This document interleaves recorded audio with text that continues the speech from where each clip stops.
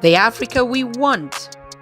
Unity, consciousness, our culture, our spirituality, our history. One Africa for Africans worldwide. Motherland's calling its diaspora home.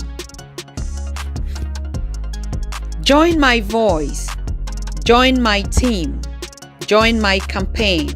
Campaign 21 hashtag 1 million subscribers on the Pan African Daily TV YouTube. Be a volunteer. Apply now. Be the new Africa. So, Hotep, hello, Karibuni, Jambo. Welcome to the Pan African Daily TV. This special edition with our brother, a mentor, activist, journalist, producer, educator. What else? What have we? Our brother Obi is joining us live today, and we're going to have a conversation on Africa's relationships. What is it that we need to know about that? What is it that we need to learn? What are the challenges and what are the solutions and what is the way forward?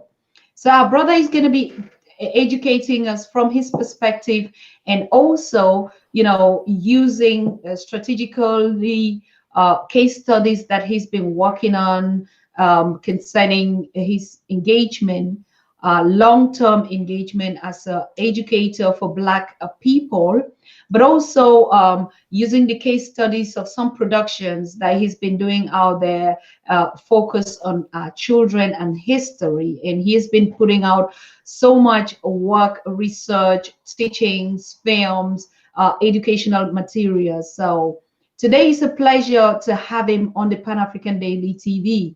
So I want to thank all of you that are joining the conversation for tonight, be it from the mainland or from Europe or from USA or from the Caribbean, all Africans worldwide on the continent. We're connecting and uniting ourselves to learn about ourselves, to develop ourselves.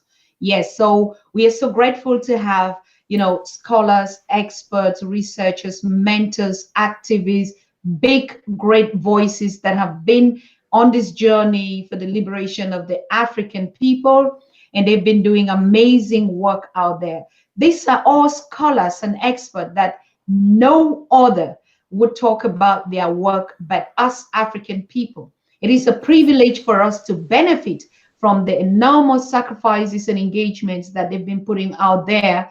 And now we are getting the opportunity, I can say a privilege, to have them lecture us, to educate us on what is it that we should know.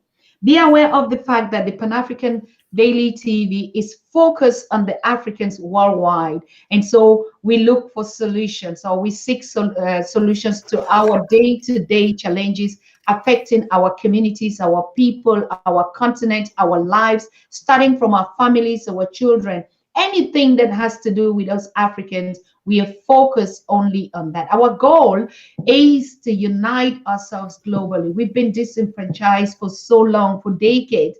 We've had to go through crazy steps in history that no other race of people have gone through that.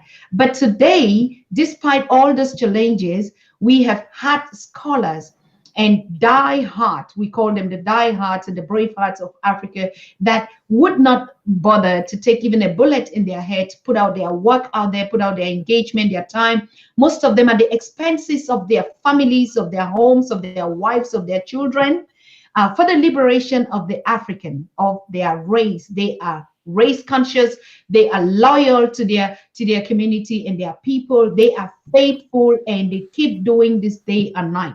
Among such scholars that we've been having here, or experts, is our brother Obi Egbuna Jr. He's going to tell us about his work, and we're going to get this connection for the first time here on the Pan African Daily TV family. It is a warm welcome. So if you're joining in, please make sure you invite one another, to join us on the conversation today. And like yesterday, it was unfortunate. I don't know if most of you followed the show with Juliet Ryan live from the Gambia, where I was a guest, but it was very, very powerful and interesting conversation.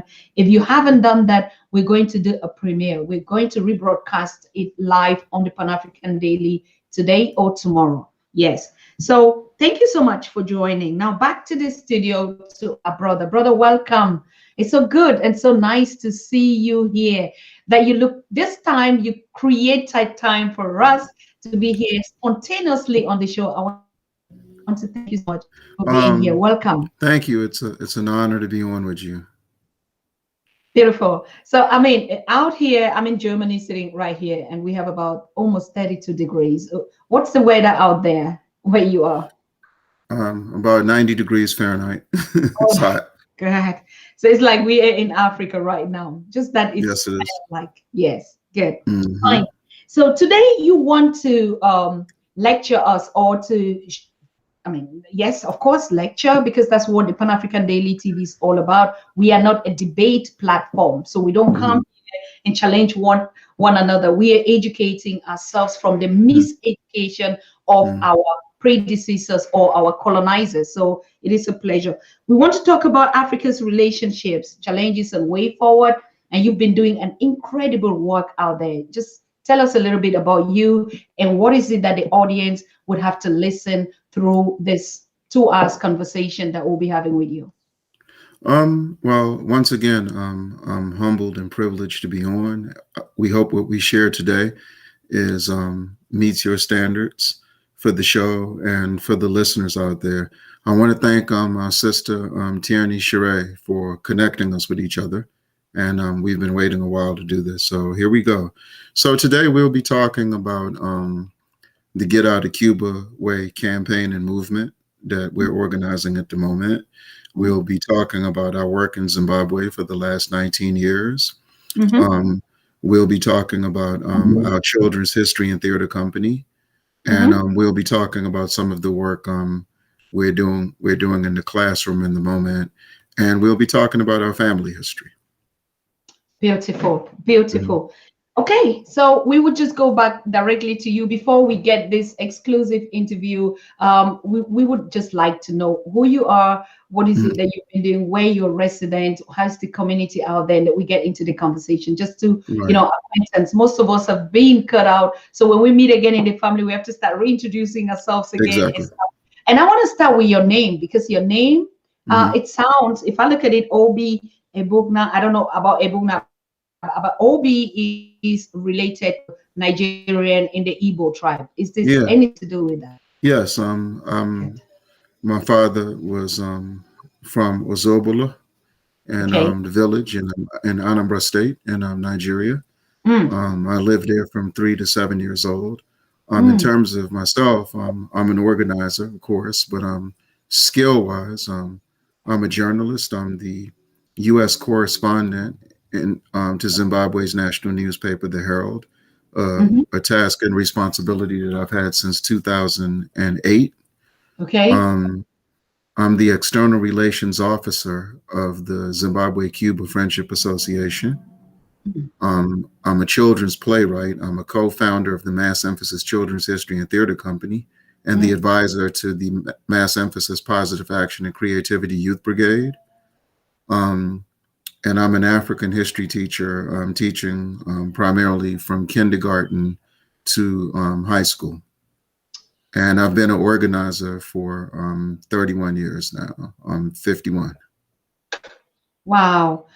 I mean, brother, so, I mean, it's a tradition here. We're always fishing out this kind of knowledge from us to us. Like we say, Africans need to be educated now by ourselves. We're rewriting our history. And before we get into the conversation, it's just a question that we ask. The knowledge is too much for us to be able to digest in just one session and just in 2 hours. So it would be a pleasure if we could keep this like a continuity where you feature once in a month or twice in a month, depending on how, and because your scope is so wide. So put that at the end of at the end of the conversation. So over to you. Yes, we're listening.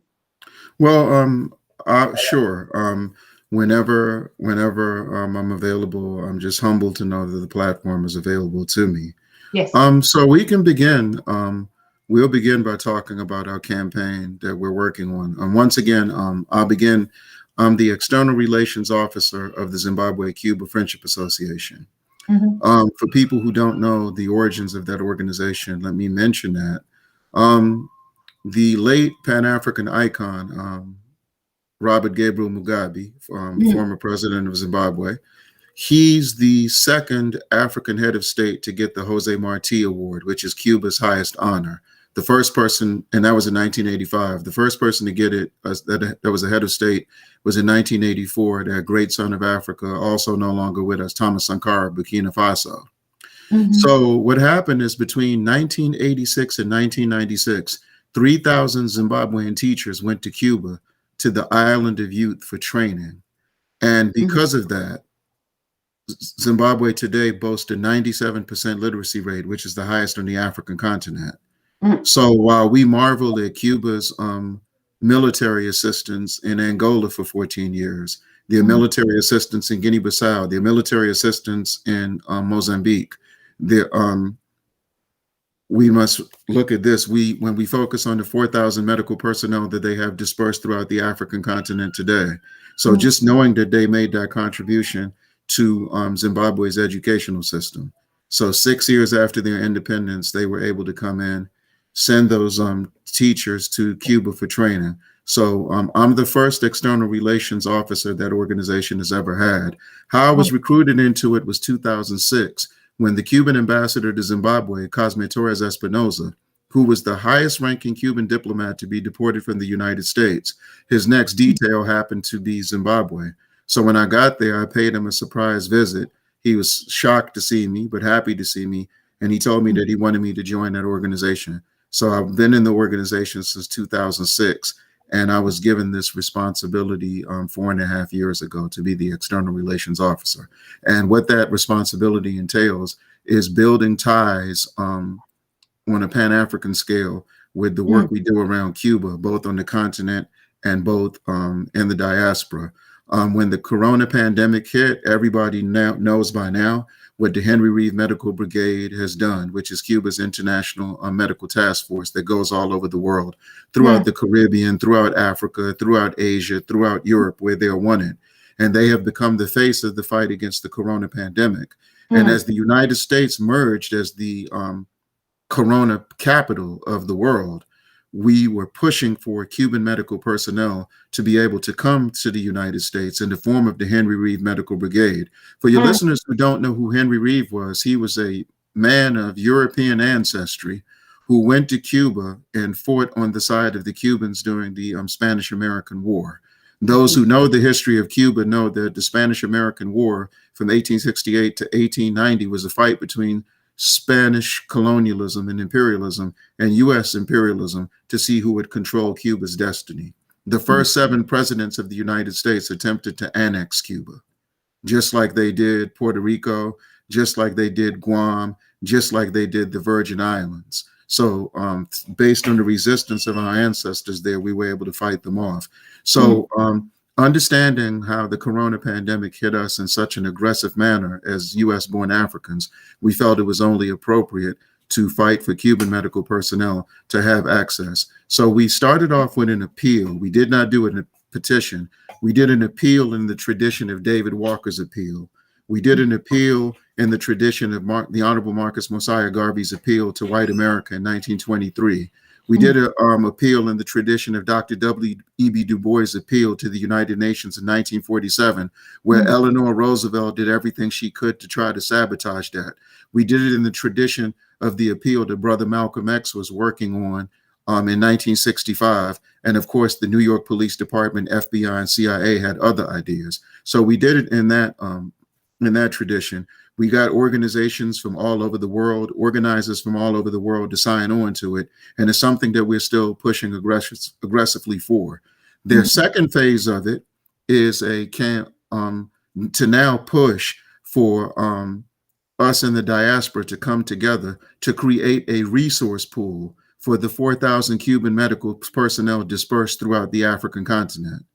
So technical support for them, all the stethoscopes they need, all the syringes they need, all the lab equipment they need, all the phones they need, all the computers they need to continue to build on the work that they're doing on a shoestring budget, because we know how compromised they are by the blockade. When I was in Cuba 21 years ago for the Caribbean and Latin American Youth Conference, Comandante Fidel Castro said that during Elian Gonzalez's kidnapping, that the average U.S. citizen learned more about Cuba in 4 months than they had in 41 years. The average citizen of the world learned in the last year more about Cuba's healthcare system than they have in the last 50 years. And when it comes to the African continent, at a time where non-communicable diseases have replaced HIV, AIDS, cholera, and malaria as the #1 killer of the human being. And 10 years ago, they said at the United Nations, they were projecting between 2010 and 2038, 57 million deaths on this planet from strokes, diabetes, heart attacks, and what have you. And since we know that the people who have succumbed to corona are people who are compromised with respiratory diseases, this is why Cuba's support, the support for them is necessary. You know about their work during the Ebola crisis in Liberia, in Guinea, and Sierra Leone. We know about the thousands of young people who've had the opportunity to go to the Latin American School of Medical Sciences in Cuba and return to Burkina Faso, return to Sierra Leone, return to Guinea, return to Nigeria, and be the best doctors that they've ever had. Since 2,200 students in the United States have gone there for medical training, even though they wanted to offer 500 medical scholarships a year. So this effort is just to complement that. So we had some children in the Mass Emphasis Positive Action and Creativity Youth Brigade. They did an 8-minute documentary calling for Cuban medical personnel to come. I think the documentary is 8 minutes and 32 seconds, less time than it took terrorist police in Minnesota to snuff the life out of George Floyd. And then we've had 2 concerts, Dr. Tata, since in July of last year and February of this year. And when you look at the tally of artists, they've been artists representing 10 African nations, 8 Caribbean nations, 17 US cities, and 5 European Union countries who are supporting what we're doing. So by the end of this year, we're targeting to begin the Cuban doctors in Zimbabwe, the Cuban doctors in South Africa, the Cuban doctors in Guinea, the Cuban doctors in Liberia, the Cuban doctors in Nigeria, the Cuban doctors in Ghana. That's where we will begin to create resource pools to support them. So that way we give our people an alternative to the United States Agency for International Development. We give them an alternative to the Bill and Melinda Gates Foundation, the Clinton Foundation, the Bush Foundation, all of those who benefit from the rape and plunder of Africa. So we talk about it all the time. We pontificate about it all the time, but we don't offer adequate alternatives. And in a moment where it is time to stand with Cuba to show not just gratitude, to not just talk about what they've done, but to engage in organized, sustainable activity to empower them so they can maximize their potential. And when we take a look at their areas, their best attributes, having the #1 gerontology program in the Americas, treating the elderly, for your listeners who don't know what that means, the lowest HIV AIDS rate in the Americas, a program in conjunction with Venezuela to eradicate blindness in the Americas called Operation Project Miracle.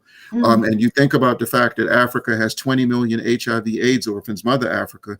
This is what their doctors do in the African continent. And when they're not treating the sick, they train the aspiring doctors and nurses of tomorrow who have decided to reverse the brain drain, who are not going to bring their talents to France, not going to bring their talents to Germany, not bring their talents to Switzerland, not bring their talents to Washington, not bring their talents to New York, but they're going to stay put in their countries and give their people quality health care that they've never received. So that's what this project represents, the fight against lifting the blockade on Cuba, but empowering them to continue what they've done in the field of medicine since their revolution prevailed in 1959.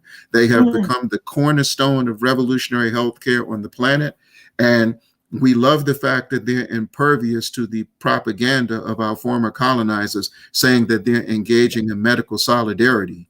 And the reason it's important to address that is because the stereotypes and the propaganda of Africa's most hateful enemies and detractors is that when we take the path of revolution, we're bloodthirsty. we're willing to sacrifice our blood, but we are not bloodthirsty. We are just as we are just as committed to peace as Gandhi or the Dalai Lama or or a Christian preacher or a Muslim imam. But it's just that we're willing to sacrifice our lives to get that peace. And through the revolutionary track, we excel in the fields of medicine. We excel in the fields of education. So we are at the forefront now of millennial development goals and sustainable development goals, basic human necessities, basic human needs. And at a time where there are 400 million Africans on the continent that live on $1.90 a day, and of the 25 countries that meet the category the United Nations called extremely poor, which means that there are 784 million people that live on $1.90 a day, 400 million of them living in Africa. The timing to take on a project of this magnitude could not be better. So we're just honored to be in a strategic position to push it forward. And we're calling on our sisters and brothers on the continent in different organizations. We're calling on our sisters and brothers in the diaspora in different organizations who know this is necessary to become involved in this effort. History obligates us to do this. Let's be true to history. Let's be true, good children, honorable children to our mother Africa. So that's what the Get Out of Cuba Way project represents. So continuing to fight for them to get inside U.S. borders without complications, and to create a resource pool for their work to continue to flourish on the African continent. So they have an alternative to these imperialist NGOs and these imperialist outlets who are always scandalous in their approach to humanitarian work, because it's very hard for them to be humanitarian based on their historical track record. At the end of the day, we'll be true to our culture and true to who we really are. Yes. I mean, this is the point. This is the point. Now, starting Cuba, Zimbabwe. We know that Zimbabwe is currently under U.S. sanctions for long, just like Cuba was. And now we also, they both are. Yes. And so this kind of relationship is strategic and really on point, you said. Well, it's like this. Let's go back to the inauguration speech of former U.S. President Barack Obama, his first inauguration. He said the might of our military must be matched by the strength of our diplomacy. So when we take a look at United States military efforts, we know that bombing nations for them, assassinating nations for them is just as common as the Ku Klux Klan burning a cross on your yard. It's their preference. But what he was saying is when it's not diplomatically feasible to assassinate a leader, bomb a nation cowardly, they will starve the people to death. You must remember that the blockade on Cuba that Kennedy imposed in 1962 was only imposed after the Bay of Pigs invasion in 1961 failed.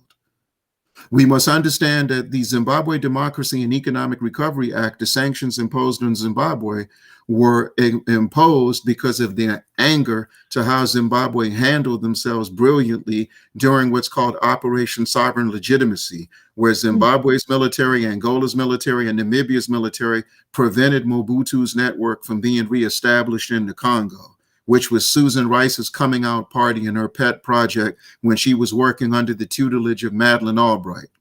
So and then of course the land reclamation program was initiated in Zimbabwe after they gave every administration since Jimmy Carter to honor the Lancaster House agreements, where they were supposed to transfer the money for the Europeans who benefited from British and Rhodesian colonialism to be able to either resettle in Zimbabwe to a house more appropriate, an apartment more appropriate, but they procrastinated and the people took it in their own hands. And their response was imposing sanctions on the people for reclaiming their land. 350,000 families in Zimbabwe got to see their land again that had been taken from their ancestors in 1890. And keep in mind, this was at a time where the most recognized and celebrated country in the SADC region, of course, is South Africa. And today, even 83% of the people still, 83% of the land is still in the hands of the former colonial rulers. So as great as Madiba Nelson Mandela was, he didn't touch the land question. As great as Thabo Mbeki was, he approached it cautiously.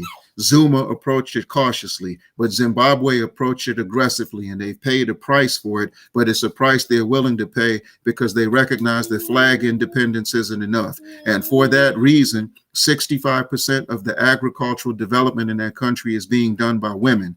No other nation on the planet where agriculture is a staple of life, a staple of culture, is that being done. So the United States and European Union's vindictive response was to impose sanctions on them. And the sanctions have impacted on their healthcare system, because before the sanctions, they had the #1 cholera tracking system in Southern Africa. They had the #1 malaria net rollout program in Southern Africa. They've had the most significant decline in HIV/AIDS cases in Southern Africa despite these sanctions. But the sanctions have definitely made their marks in the healthcare system, the public works system. They used to have the best roads in Africa. Now the joke is the way you can tell a driver's intoxicated is if he's not zigzagging, if he's driving in a straight line to avoid the potholes in Harare, the potholes in Bulawayo. All of this is because of sanctions. Yet the United States government and the British government try to tell us that the economy being challenged is not because of sanctions, but because of mismanagement. But that is nothing but a lie. And we have seen how diplomatic terrorism, which the sanctions represent in Zimbabwe, which the blockade represents in Cuba, which the sanctions represent in Venezuela, and what our sisters and brothers in Eritrea were subjected to for 10 years because their sanctions were just lifted 2 years ago. So this has become a method of the imperialists to starve everyday people and use their corporate media apparatus to make it seem like it's negligence on the leadership of the country. And then their liberal interpretation of this is, oh, well, the sanctions do hurt everyday people. It doesn't hurt the leadership. But if the leadership of the country, we're understanding this is revolutionary leadership we're talking about, if they are one with their women, one with their men, one with their children, one with their workers, one with their farmers, one with their teachers, one with their dentists, one with their heart surgeons, one with everybody that's patriotically committed to the evolution of the country's landscape, why would you say it doesn't hurt them? If I love my people, the pain of my people, the suffering of my people breaks my heart. And imperialism is using sanctions to do just that. And we have to organize to stop them.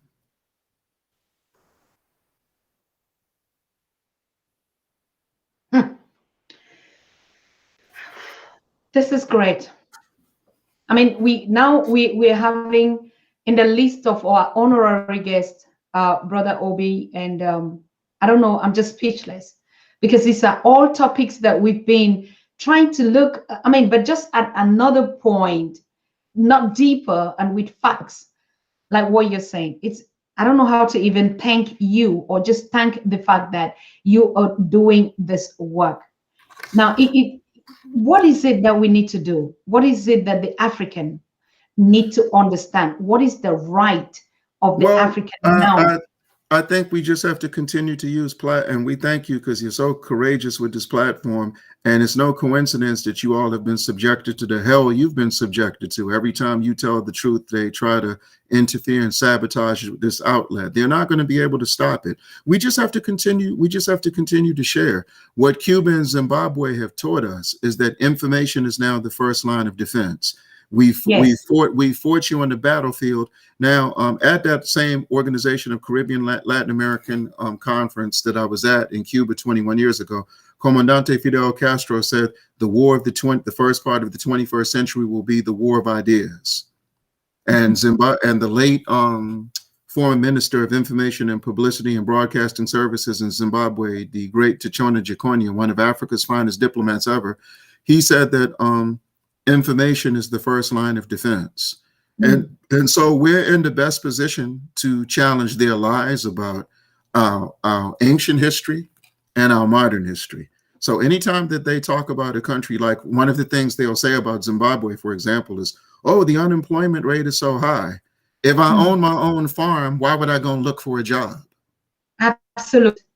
Yeah, I'm running my farm. I'm running my farm, and I'm employing other people on the farm. So why would I put on a nice Western suit or my cleanest dashiki and dust up my resume and go and look for a job? I have a job. I have a responsibility to run a farm. And since Africa's main focus at the at the AU is agriculture and food security, what I do on my farm in Zimbabwe offers an alternative to being a beggar as a neo-colonialist. And since in Southern Africa, 67% of the workforce, their workers connected to the agroeconomy, since that's our most agriculturally vibrant part of Africa, Zimbabwe is setting the benchmark. Zimbabwe is setting the tone for that. So it's something that we have to, we cannot let these people just lie to us. When they say that Zimbabwe doesn't want to take least developed country status, that would be a confession saying they can't run their own country. How are there are 53 countries that have LDC status, 37 of them in Africa? Let them tell us how they benefit from being LDC, having that status. They don't benefit from it at all. So their so-called donor programs, they say on record Africa's received $4 trillion in aid in the last 70 years. How have we benefited from it? What the aid has done is it's used to manipulate us. It's used to intimidate us. It's used to bribe us. And the fact that we have these neo-colonialist governments at the helm, that's the only reason they can get away with it. And then they want to talk about democracy. But this is the funniest thing about it. And we've been having this conversation with people lately. How many African women prime ministers and women presidents have we had in the last 20 years? What other continent has had more than us? So when the National Democratic Institute under Madeleine Albright's leadership come to observe our elections, or the International Republican Institute come to observe our elections, when the National Endowment for Democracy, which were all created in 1983 after Reagan spoke to European Union's parliament, saying they needed more think tanks to ensure victory during the Cold War. How do they come to Africa and tell us that we need a more civilized brand of democracy when Joyce Banda has presided over Malawi, while Ethiopia currently has a woman president, while Ellen Johnson Sirleaf was the president in Liberia for 12 years. Even South Africa had a woman president for 24 hours, right? Interim. Samba Panza was the interim president of the Central African Republic. So how can they come and tell us when all they have to show after all these years is a glorified runner-up named Kamala Harris? We should be, and even though we don't agree with the majority of these neo-colonialist governments in Africa, it's a testament to the culture that the people have no problem with a woman being at the helm of leadership. So how can they come and lecture us about that? But it's in the same way that the missionaries came to tell us that we weren't spiritually civilized, even though we're responsible for the advancement of Christianity, the advancement of Islam. Judaism is ours. That's why we're so offended when Zionists in Israel torture and eliminate Palestinians in the name of a religion, that is spiritual expression that we gave to the world. So how can they come and give us any advice on spiritual direction, on political direction, on humane direction? They're not morally qualified to do it. And because of purse strings, because of bribery, because of intimidation, we can't tell them to go to hell. We can't dismiss them. They've only been a handful of countries that have done it, but we're moving forward, and it is projects like the one we're working on right now that can show our people that there's light at the end of the tunnel. So there's no reason that we can't put all our resources together and tell those Cuban doctors that they've earned it, they deserve it, and we want them to continue their work on the African continent for our benefit till we are strong enough to duplicate what they have done in Cuba. But we consider Cuba part of Africa because 35 countries got their independence from settler colonialism between 1957 and 1960. And since the Cuban Revolution triumphed in 59, and since 70% of their people are African, and since those are nothing but Spanish-speaking Africans there who were dropped off after being kidnapped from Africa, and even though their names are Rodriguez or Castro or Valdez or Guevara, we embrace them just as much as we embrace anyone born, because as Osagyefo Dr. Kwame Nkrumah taught us,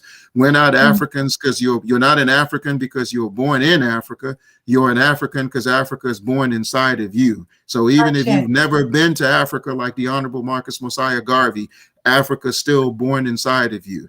And these amputated narratives of our experience that choose to disconnect the diaspora from the continent, or encourage us to go country by country, region by region, street by street, we're not embracing any of that no more. We recognize that blood is thicker than water, so we're going to bring our history together. We're going to bring our organizations together. We're going to bring our agenda together, and there's no force on earth that can stop it. All they can Yes. do is come up with watered down alternatives to it, but our vision is clearer than it's ever been before. So take neo-colonialist governments in Africa and give them all the money you want. Have them call Africans back to the diaspora. But the moment that they come back to places and they tell the Africans born in Africa, the only conversations they're having with them is telling them to clean their toilet or to cook their food or to water their plants. Those Africans on the continent are going to set them straight and tell them that isn't what we're expecting you to come here and do. We want you to come back like Frantz Fanon came back. We want you to come back like Kwame Ture came back. We want you to come back with the African fighting spirit driving you, not to be part of this neo-colonialist paradigm that is aimed at our destruction.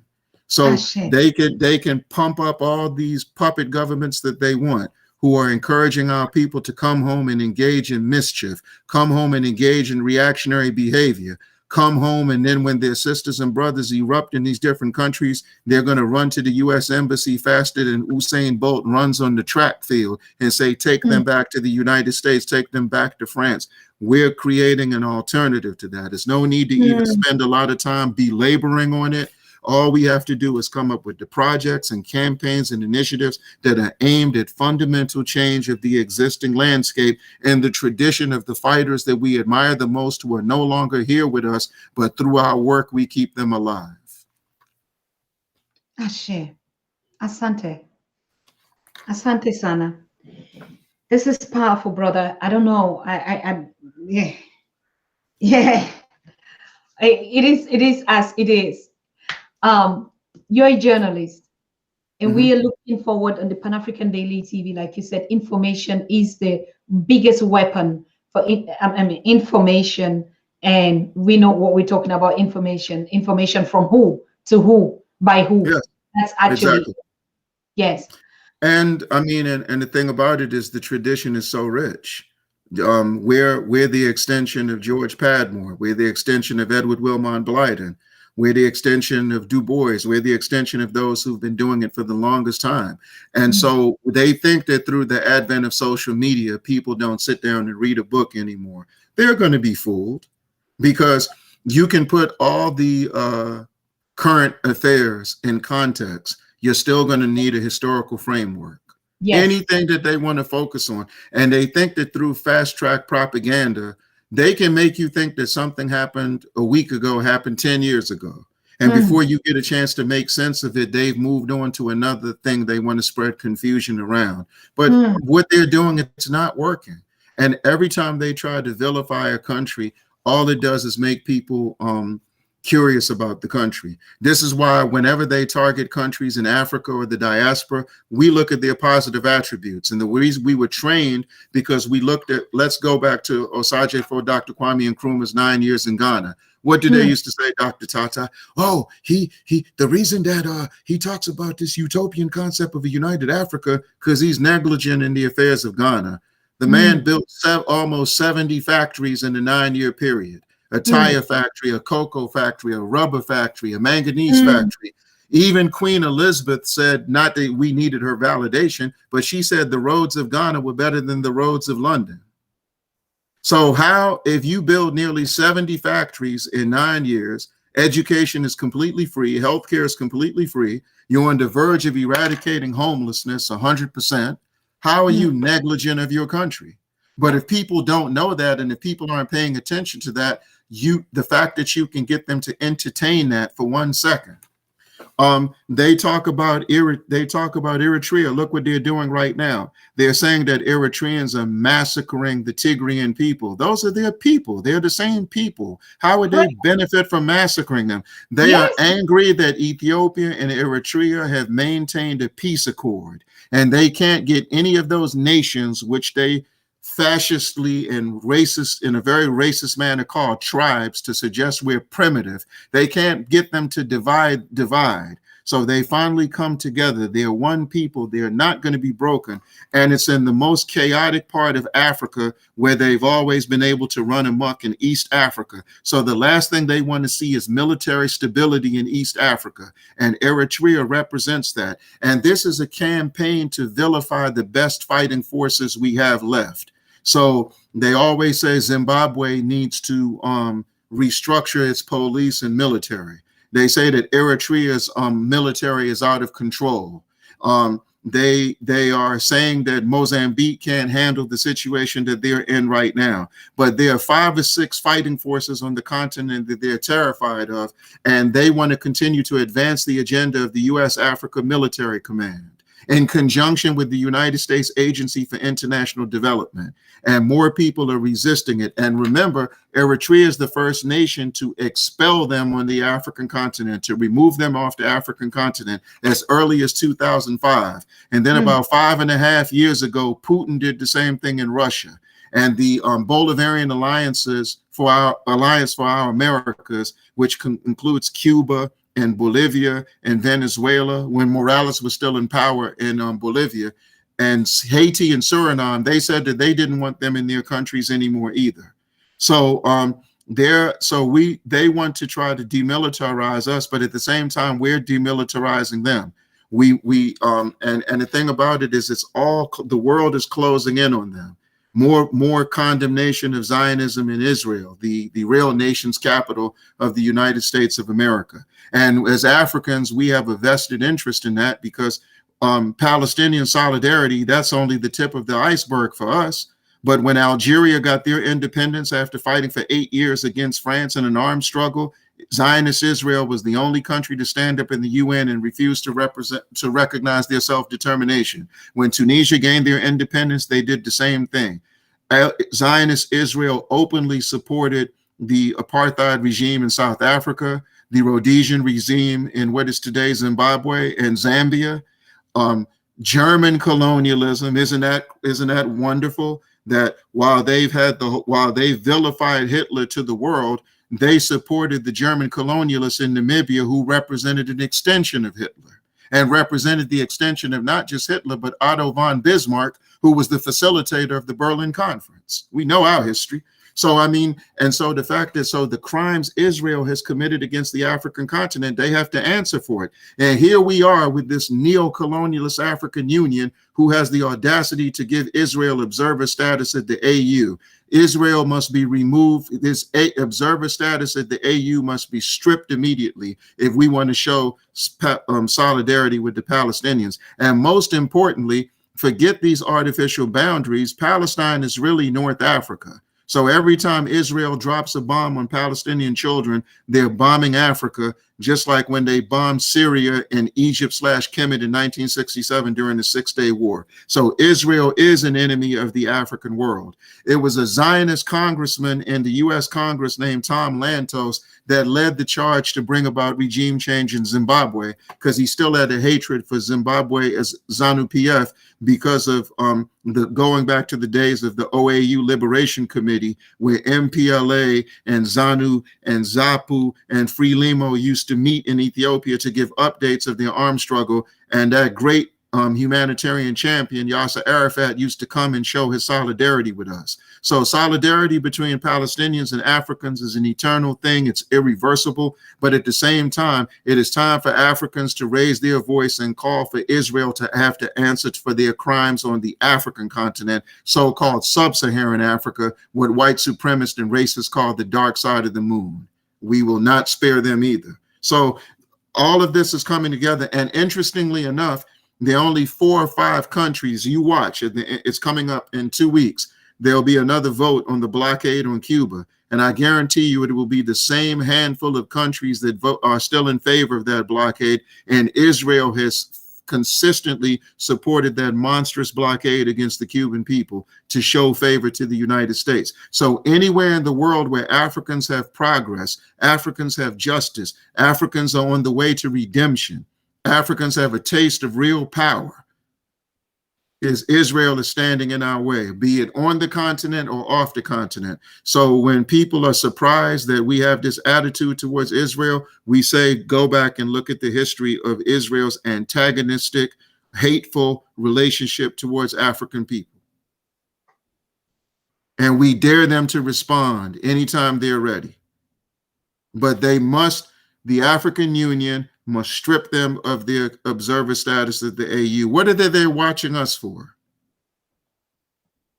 That is a distinction for friends. That is a distinction for allies. And that is proven by your actions and your deeds. What is Zionist Israel done to deserve observer status at the African Union?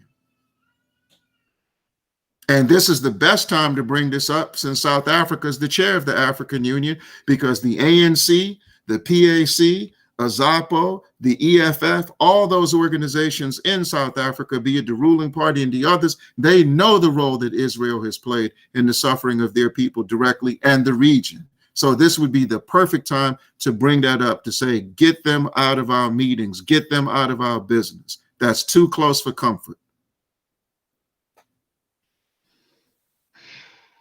Just go on. We ain't listening. I mean, yeah. So of course, I mean, these are the things, and of course, I mean, I'm on this platform right here, so we have to speak to this. When did we give these neo-colonialist governments the right to say that African Liberation Day is no more? And they came back with this watered down interpretation of that experience called Africa Day, and they say formerly known as African Liberation Day. Are we liberated? Are we unified? Are we masters of our own destiny? So until that day, we are in pursuit of total liberation. We don't have total liberation.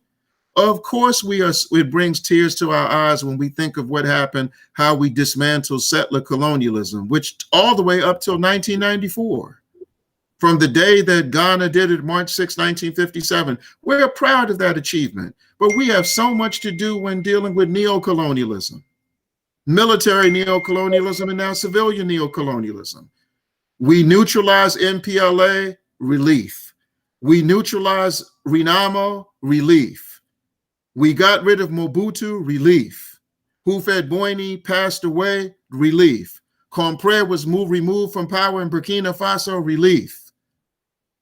But we're still dealing with civilian neocolonialism. Look at the trouble that the MDC is causing in Zimbabwe.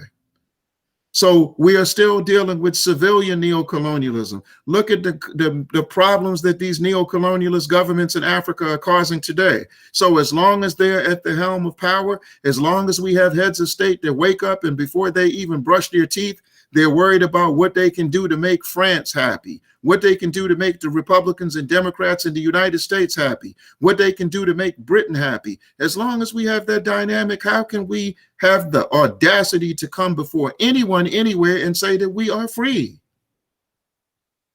So why would they insult us and remove liberation from African Liberation Day, especially if you know the history? Some of your watchers may not know it. At the Council of Independent African States, the ones we had, in April 15th, 1958 in Ghana, that's when we decided to celebrate African Freedom Day. That lasted for 5 years. Then at the creation of the Organization of African Unity, a compromise to prevent one unified socialist Africa, we said, okay, we'll change it in African Liberation Day. But when did it become okay for these neo-colonialist governments to extract the word liberation?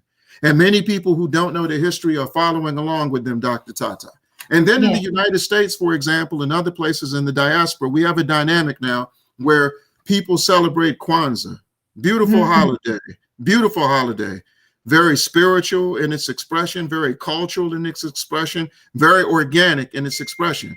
But the same people who celebrate Kwanzaa, they go in hiding like they're on the FBI and CIA's fugitive list when African Liberation Day comes around, and they don't celebrate African Liberation Day. They don't pass that history down to our children. This is why through our theater company, the Mass Emphasis Children's History and Theater Company, 4 out of the last 5 years, we have had a play on African Liberation Day.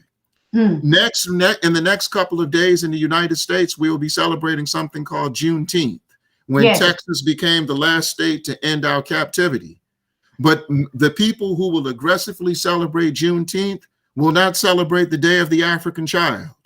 On the continent, we will be celebrating the Day of the African Child and won't say anything about Juneteenth. Why can't we bring those two things together? Absolutely. We must merge our experiences. There's no reason why. We did a play called the National Associate, called The Sisters Touch and Struggle. One of my parents and students are watching right now. They just text me on the phone. And we did a play about an organization called the National Association of Colored Women. Harriet Tubman is a founding member. Ida B. Wells is a founding member. Mary Church Terrell is a founding member. The third wife of Booker T. Washington, Margaret Murray Washington. This is the 125th anniversary of that organization.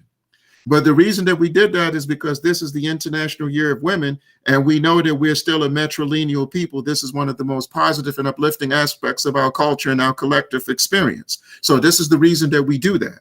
So in the midst of doing that, and then last year, before the pandemic hit, we had 4 plays. One was supposed to be done in Haiti. One was supposed to be done in the Congo. One was supposed to be done in the United States. The one we did in we're going to do in the United States, we're going to end up doing, and it was called Ready for the Revolution. And it was about Ahmed Sekou Touré and Mbalia Kamara, who was the leader of the women in the Guinean Revolution. And we did a play during Kwanzaa called the Kiswahili Explosion, where it was homeless children in Tanzania that were calling for all the 14 million homeless children in Eastern Africa were coming together, and they were calling on the Africans in the United States to celebrate Kwanzaa, since they communicate in Swahili, and since our people in the United States are between 12 and 15% of the population, but 43% of the homeless within North American borders, this is something that we can connect to.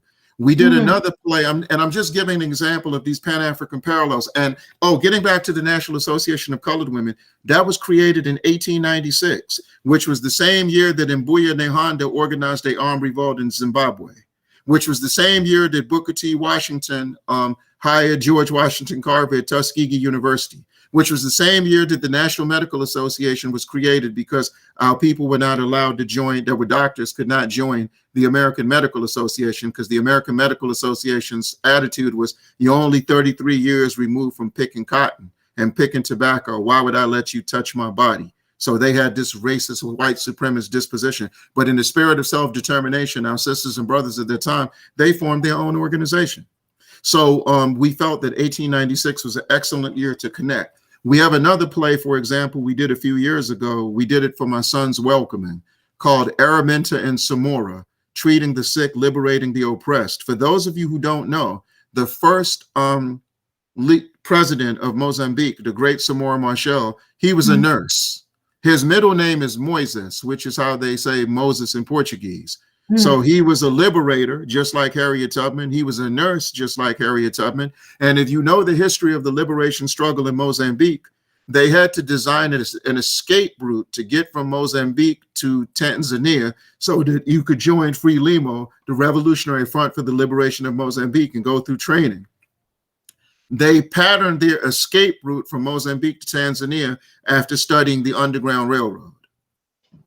So these connections, and to teach this to children, and to make sure that our children begin the decolonization process as early as possible, which requires that we treat social science with the same courtesy that we treat natural science or math. If you go through a math book and they give you a wrong problem, they'll take the book off the shelf. The same thing with a science book. But it is only in history that we allow inaccuracies and lies and overflated opinions that have no substance and have no basis to continue to see the light of day. So why would we allow these neo-colonialist governments in Africa to say that African Liberation Day with that wording should no longer be celebrated? And this was a day when we brought together liberation movements still fighting for their independence, revolutionary governments who were trying to stay in power, people who represented struggles that we were in solidarity with. This is how we were introduced to the Palestinians. This is how we were introduced to the Irish. This is how we were introduced to the Vietnamese. This is how we were introduced to other struggles. And when it comes to revolutionary solidarity, identifying allies who have a similar history from you is not a departure from nationalism. It is not a departure from Pan-Africanism. When you intensify war against your enemy, allies are always advantageous as long as the alliances are organic and natural and sincere. And anytime that things happen to sabotage the relationship, that's when we have a concern. So and this is something that we're dealing with right now, because you have people who are agents and extended mouthpieces for the United States interest in Africa who are attacking the Chinese. But they're not attacking the Chinese because they're disappointed with some of the isolated incidents we've seen. They're carrying out the agenda of the Corporate Council on Africa. They're carrying out the agenda of the Council of Foreign Relations. So that when the time is necessary, we will sit down with the Chinese and iron out the things we're concerned about. But we're not going to attack the Chinese to create a climate where it makes it seem like we're in harmony with the United States interests. Because you have to remember, when the Obama administration, on its way out, had a summit where they invited all these African leaders, the number one item on the agenda was asking these African nations to break ties with China. In 2005, when Zimbabwe's 25th anniversary of independence, President Mugabe introduced the Look East policy, and the State Department in Washington had an emergency meeting. So these isolated incidents of racism and hatred that the Chinese individuals are carrying out, it does concern us. But under no circumstances will we allow these isolated incidents to be the reason that we echo the rhetoric, sentiment, and propaganda of the United States and European Union. We have to be very careful with that. Asante. And if the Chinese have recognized that legacy and would like to break ties with us, then we'll break ties with dignity. But until it has been established that that has become the normal trend, and these are not isolated incidents, I urge people who are not informed to pay attention to where your sources of information are coming from. If you're regurgitating what's in Foreign Policy magazine, if you are regurgitating what is in U.S. News and World Report, if you are regurgitating what is on CNN, what is on BBC, what is in the Voice of America, be very careful what you're spreading. Be very careful what you're spreading. And that is in line with everything else. So many of us who will say with confidence we embrace the path of liberation, when it comes to interpretation of developments, we have a tendency to still lean on the narrative of our former colonizers and kidnappers. Absolutely. And that has to stop. So on that particular question, and then remember, this is in the scheme of a bigger thing. We've always made a distinction between South Koreans who are U.S. puppets and North Koreans who are revolutionary and anti-imperialists. We make a distinction between the Vietnamese who are committed to the legacy of Ho Chi Minh and the Vietnamese who fought with the United States. Why would we be any different with the Chinese? They are Chinese that are true to the legacy of Mao Zedong. They are Chinese who have recognized who the dollar has become their god. It's only natural that that was going to happen. We will make the adjustments. But at the same time, it's about what these neo-colonialist governments in Africa are doing. That is our number one priority. Ending neo-colonialism in Africa, military neo-colonialism or civilian neo-colonialism. It has existed for too long. It has existed for too long. And you have a whole new generation of people who've embraced the paradigm. Hufedboini is gone. Bukasa is gone. Mobutu is gone. Musa Traore is gone. But there are people now who are trying to turn back the clock and implement policies that are an extension of their aspirations.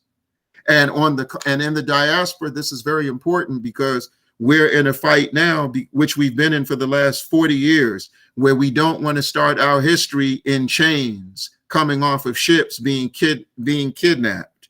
But so what they're doing is they're taking us back to the feudal era. So Huffington Post deliberately did an article a few years ago saying Mansa Musa is the richest man in the history of the human race. He was worth $400 billion. So young people in Mali, young people in Burkina Faso, young people in Senegal and so-called Francophone West Africa, they could aspire to be like Mansa Musa instead of Modibo Keita, a revolutionary who wanted to share all of Mali with Malians. They'd rather have you be like a king or rather have you be like a queen, a modern day monarch, instead of someone who is committed to a society where we share the wealth and a society that accepts the doctrine that the human resource is the most precious resource we have available. So we will not use the material resources to abuse the human resource. And that is what they're afraid of. And so when we talk about this, and it was Nkrumah, Osajifo, Dr. Kwame Nkrumah, that taught us, he said, socialism and African unity are organically complementary. I didn't say Marxism, Leninism. I didn't say Maoism. I said socialism based on our own culture, us sharing. And this is why we don't talk about the communal Africa. We keep talking about the feudal Africa, and we let these chiefs in neo-colonialist tradition continue to abuse power, and they help compromise the integrity of every nation on the African continent right now. The revolutions that we have waged in all these countries, they were for the maids, they were for the gardeners, they were for the drivers, they were for the everyday people, they were for the poorest of the poor, they were for the villagers. That's who we fought for. That's who we've given our lives for. Not for privileged classes of people, not for privileged cliques of people. Our revolution never has been about that. And if after all these years, the people who are supposed to benefit the most, if they're still suffering the most, then it shows you how much work we have to do. And at a time right now where we have to clearly let people know, not just what we're against, but what we're fighting for, what we're fighting for. And when you start to talk about what you're fighting for, some of the loudest voices become very soft. And because they realize that they're really not committed to the path of revolution. Share the gold with everyone? How is that possible? Share the diamonds with everyone? How is that possible? Education for everyone? How is that possible? Food for everyone? How is that possible? Empowering our women to the maximum? Are we sure we're ready for that? And they'll be the main ones who come up with reasons why we shouldn't aggressively pursue these things. And this is why, and we have seen that continue, but we're on top of it now. We're ready. Our people, we can tell by the young people, we can tell by the young adults, we can tell by the elderly who give us wisdom through their experiences. Our people are ready for that fundamental change. And no longer are we preoccupied by the hang-up that we're going to stop this fight because we're not going to live long enough to see these things happen. Amilcar Cabral didn't live to see Guinea-Bissau liberated. Josiah Tongogara didn't live to see Zimbabwe liberated. Eduardo Mondlane didn't live to see Mozambique liberated. But everything they did was to move things in that direction, to create that climate and atmosphere.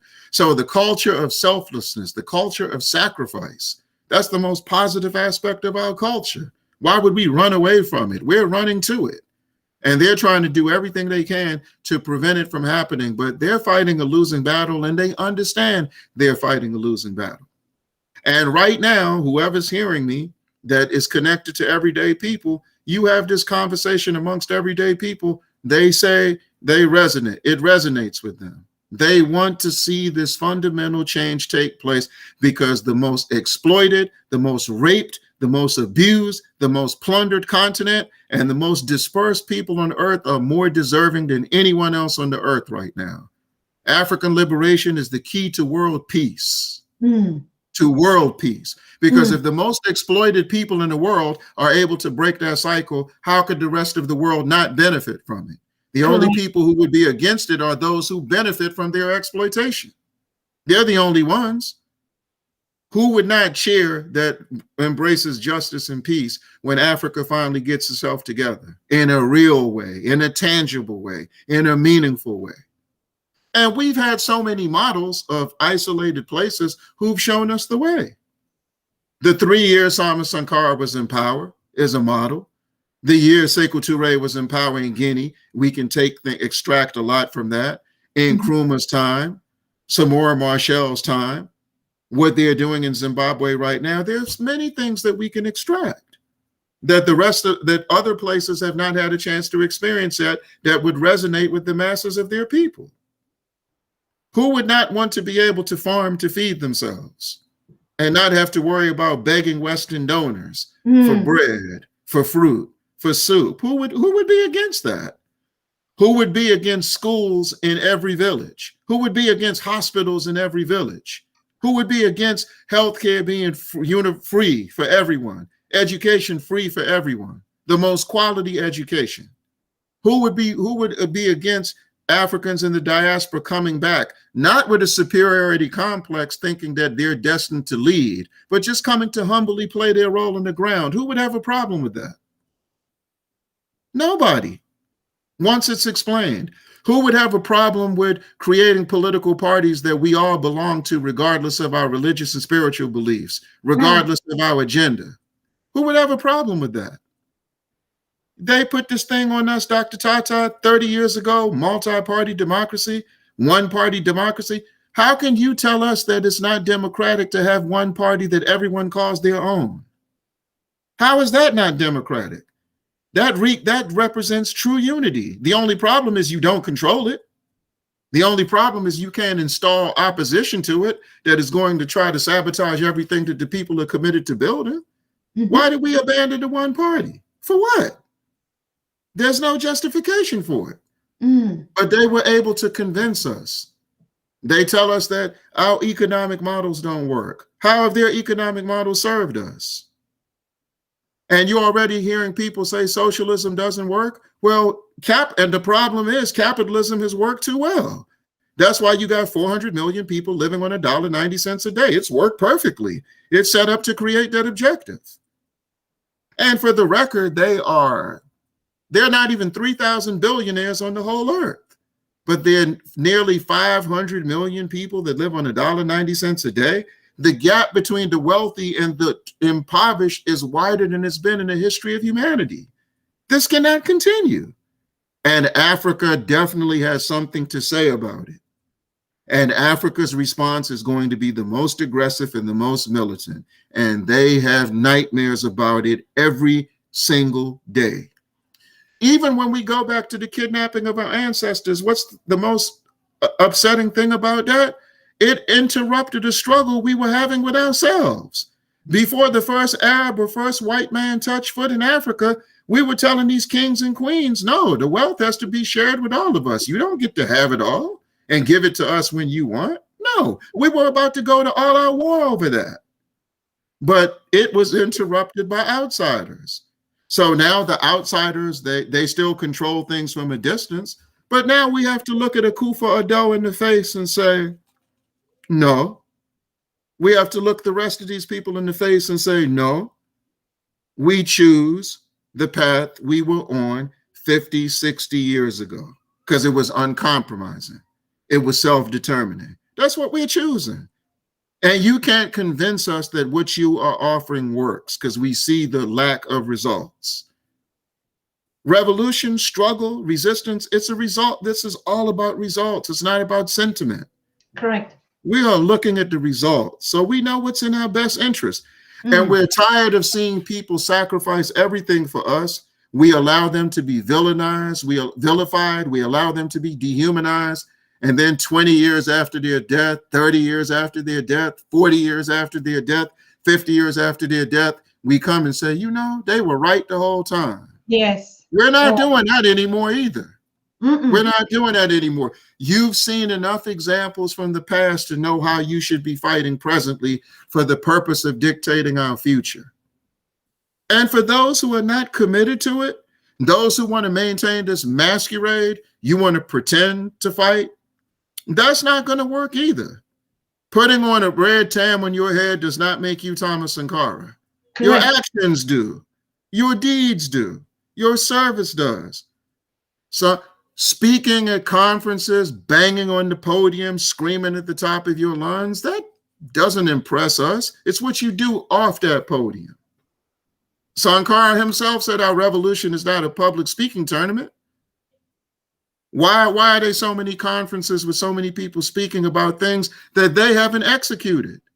And when they're talking to you, they're telling you about how they feel about things. They're not telling you about practical things they've done, practical things they're doing. Wow.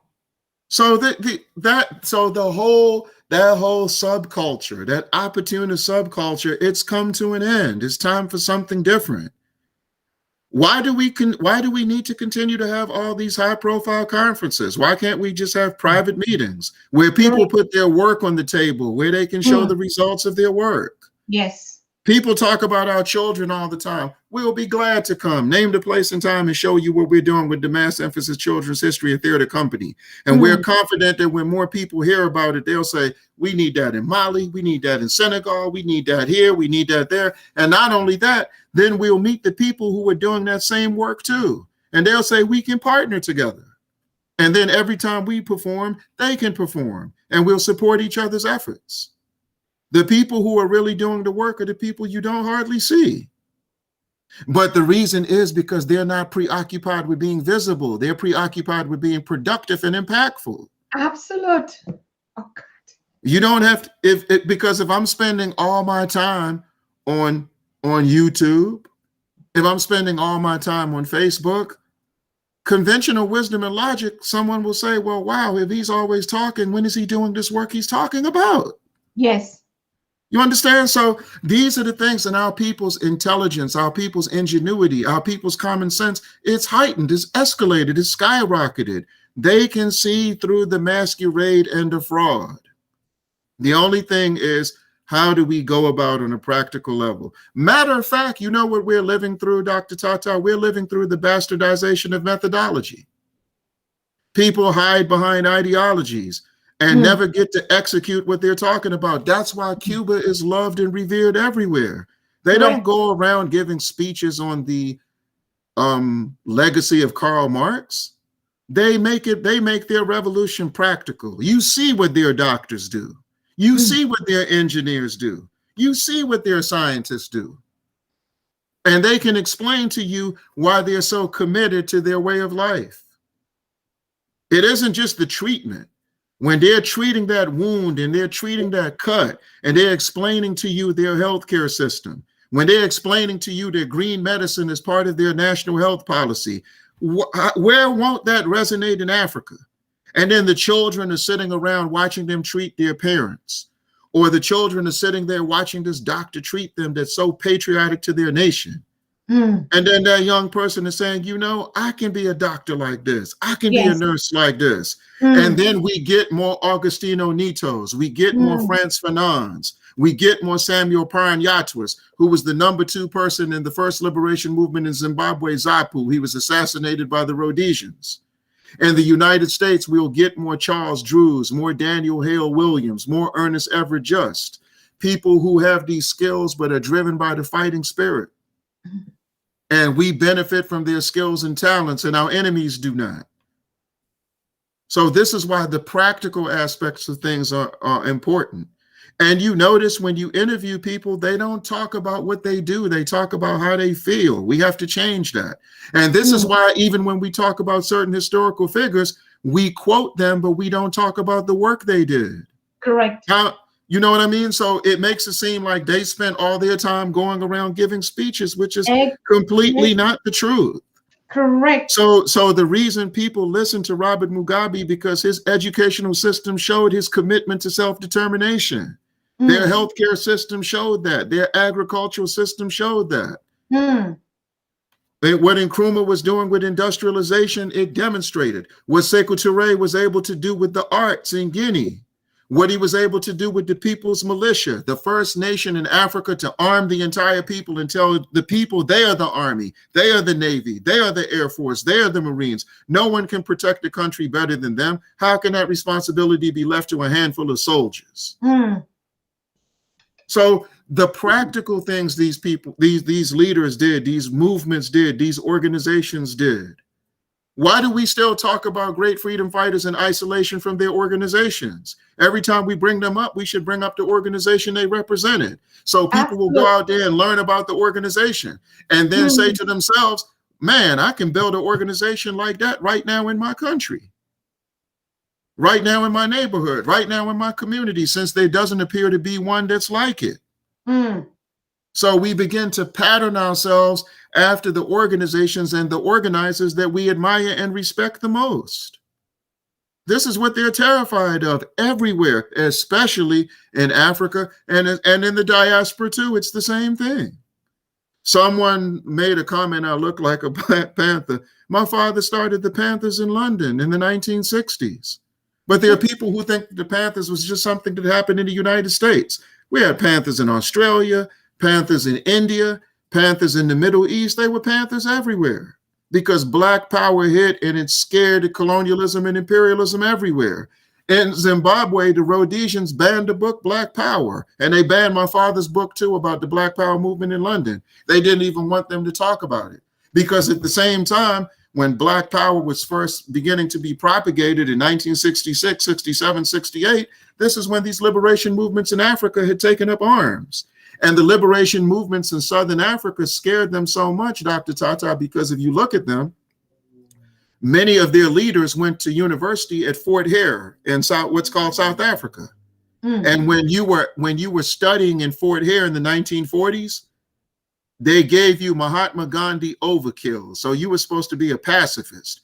So in the 1940s, the 1950s, they were learning about Gandhi. By the 1960s, they were ready to take up arms. So they knew that. So they could no longer contain us by trying to give us a pacifist narrative on how to protest oppression. We decided that arms was more befitting. So Brother Malcolm was correct when he said, by all means necessary. So when we need to arm ourselves, we'll arm ourselves. But when we can use demonstrations, strikes, and boycotts and protests that are revolutionary and uncompromising, we'll do it there too. And the biggest fear that the United States has right now is as more Africans go to the continent and they begin to see the atrocities they've committed on the continent, we can have protests at U.S. embassies all over Africa at the same time we're marching in the United States. And why would the Africans in the rest of the Americas not join? Why won't the Africans in Venezuela say, my time, the Africans in Nicaragua, the Africans in Bolivia, the Africans in Cuba? We're coming together. Even the Democrat and Republicans' definition of America is being challenged more than ever before. Who the hell are they to say they're America? That's worse than Hitler's Nazi party or Mussolini's fascist party. There's North America, South America, Central America, Latin America, and it's nearly 200 million of us in the Americas. Why would we cut ourselves off from the rest of our people in the Americas? Why would we cut ourselves off from Africa? And we've always back and forth, always inspired each other. When Dr. King was sitting in jail in Birmingham and wrote that letter, you know what he said? He said, man, we're sitting here trying to fight against modern day segregation. We're moving like a horse attached to a buggy. You know how heavy a buggy was on the shoulders of a horse. He said in Africa, they're moving it like a jet. In 1811, they had a revolution, armed rebellion in New Orleans, Louisiana. A man named Charles Durslans led that. You know what they were fighting for? They were fighting to establish an all-African republic in New Orleans because they saw what happened in Haiti 7 years before. And there are times in Africa, they're inspired by what they see us do in the diaspora. It goes back and forth. How many Africans came to school in the United States and London, were introduced to struggle and went back to their countries and became liberators? Maurice Bishop learned about Black power and resistance while studying law in London and went back to Grenada and organized the most important revolution since the Haitian and Cuban Revolution in the Caribbean. So there was a time when the brain drain was beneficial to us because those people who left their nations and went to the diaspora, to their former colonizer's house to be educated, they knew they were coming home to bring about changes. And this speaks to the quote unquote immigration dynamic that you hear people talk about in the United States. There is no immigration crisis if you are a regime change agent. If you come from Zimbabwe and you say, I'm here to help you get rid of Mnangagwa and ZANU-PF, they'll let you right in. You come here from Cuba and say, I'm sick of that revolution. I miss the days of Batista. They'll let you right in. You come here from Venezuela and say, I want to help you get rid of Maduro. I'm sick and tired of this talk about an Afro-descendant movement uniting Africans all over the Americas. They can get right in. You come here from Eritrea and say, I hate this Afwerki guy. I want to help you get rid of him. They'll let you right in. So if you come here willing to work with them to work for the demise of your nation, you experience no obstacles. You experience no bureaucracy. You are as welcomed in the U.S. if you're a regime change agent as a Christian is in a Christian church or a Muslim is in a mosque. And they know it. So when we're focusing on that question, that never comes up. And this reverses the trend. So even when Obama started that Young African Leadership Institute, what was the purpose of that? So you have no more Nkrumahs. You have no more Eduardo Mondlanes. You have no more Maurice Bishops. You have no more Amilcar Cabrals, people who travel to the lands of their former colonizers for education and then end up giving all of their labor to you and not to their people. That is the cycle that they're trying to break. And it's the cycle that we're trying to reintroduce. So it's cultural warfare. And I think a lot of people don't understand that aspect of culture. Amilcar Cabral said liberation itself is an act of culture. Sekou Touré expanding on that. Ahmed Sekou Touré, he said culture is the sum total of the spiritual and material values obtained by humanity throughout its history. What does that mean?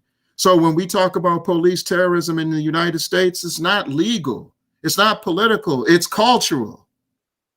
They cannot exist without police terrorism. So when you say you're trying to end it or eradicate it, you're saying that the United States government must cease to exist.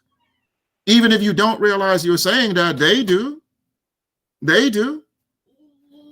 So you're calling for a fundamental change of values. When you're calling for a fundamental change of values, you are calling for the overthrow of the existing political order, the existing economic order, the existing military order. That's why when we say what we're fighting for, a lot of people don't understand that or overlook that or downplay that or don't want to go on record because they don't want to be associated with being committed to that objective because they know about the persecution that comes with the territory and they may not be ready to handle it.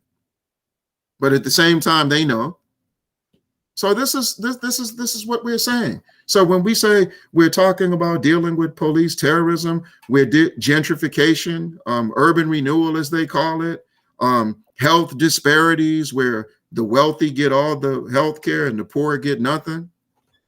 You're calling for the most fundamental change there is, even if you don't realize it. So this is a time for us to really reflect, to really concentrate, to be tolerant of each other's ideas, to be objective, to be more appreciative, and to look at what all of us bring to the table at this point. And the most important thing is to make sure that we are the beneficiaries of our resistance, not our enemies. You know who benefited most from the activity centered around what happened to George Floyd and Ahmaud Arbery? Joe Biden. The same way when we were young in the 1990s, after we brought the country to a complete halt, Bill Clinton, the Rodney King rebellions, as they're called in the history books, Bill Clinton benefited from it more than we did. Absolutely. And that's the other thing, too. We have to decide if we're fighting for power or for justice. If we're fighting for power, you know that those who want you to fight for justice will become your enemies because they don't want you to see any examples of power anywhere in the world. Joe Biden is the main person looking to overthrow the Zimbabwean government. He's one of the original co-sponsors, him and Hillary Clinton, of the Zimbabwe Democracy and Economic Recovery Act. And get this, a cuddly old white liberal named Bernie Sanders, as a congressman in Vermont, he was in favor of those sanctions too. So as sympathetic as they try to act like they are, they don't want to see you in power. Biden has been planning the overthrow of the Eritrean government. He is more hell-bent on overthrowing Maduro in Venezuela than Donald Trump was. So this is someone that our people are so invested in. But he can only get away with that if we continue to promote the amputated narrative of our experience, where we talk about North America in isolation from South America or the Caribbean or Latin America or Africa. So we're Pan-Africanizing everything, our spiritual practice, our music, everything. So they can't do anything about it. And then when we go back and look at the people who we admire the most, they were doing this before us. I was looking at something, I was sharing it with some people the other day. You know who wrote Lyndon Johnson? After Ian Smith introduced the concept of the Universal Declaration of Independence in Rhodesia, you know who contacted Lyndon Johnson within 24 hours and said, if you don't break ties with Ian Smith, we're going to have protests all over this country? Dr. Martin Luther King called Lyndon Johnson and said that. He said, it's no way you can support Rhodesia. But people may not know that. When John Carlos and Tommy Smith did the Black Power salute in Mexico, the main demand on their agenda was Avery Brundage be removed from the Olympic Committee because he was a supporter of Rhodesia and a supporter of apartheid in South Africa. The Student Nonviolent Coordinating Committee, that's known for introducing Black Power to the 1960s generation, known for introducing the "hell no, we won't go" slogan, and later coming out saying they wanted the Vietnamese to win when they found out that Ho Chi Minh said he was inspired by the Honorable Marcus Mosiah Garvey. They went to Zambia for a conference talking about the connection between segregation and apartheid. We've always looked to close the gap. Always looked to close the gap. We're not coming together for the first time. Even people, and so even when we teach our children about Africa, the first thing we do, Dr. Tata, is we teach them about the ties that the people who they do know about have to Africa. Did you know that Thurgood Marshall helped write Kenya's constitution? Every time they bring up that he's the first African to be a Supreme Court justice, or the work he did on the Brown versus Board of Education case, that should come up. And it's important because he put a measure in there that we had to buy our land back. You couldn't just show up on your grandmother's land or great-grandmother's land and tell those British that they needed to exit the premises. And he said he was proud of that. We've been singing a song since the 1920s in the United States called "Lift Every Voice and Sing," a beautiful song.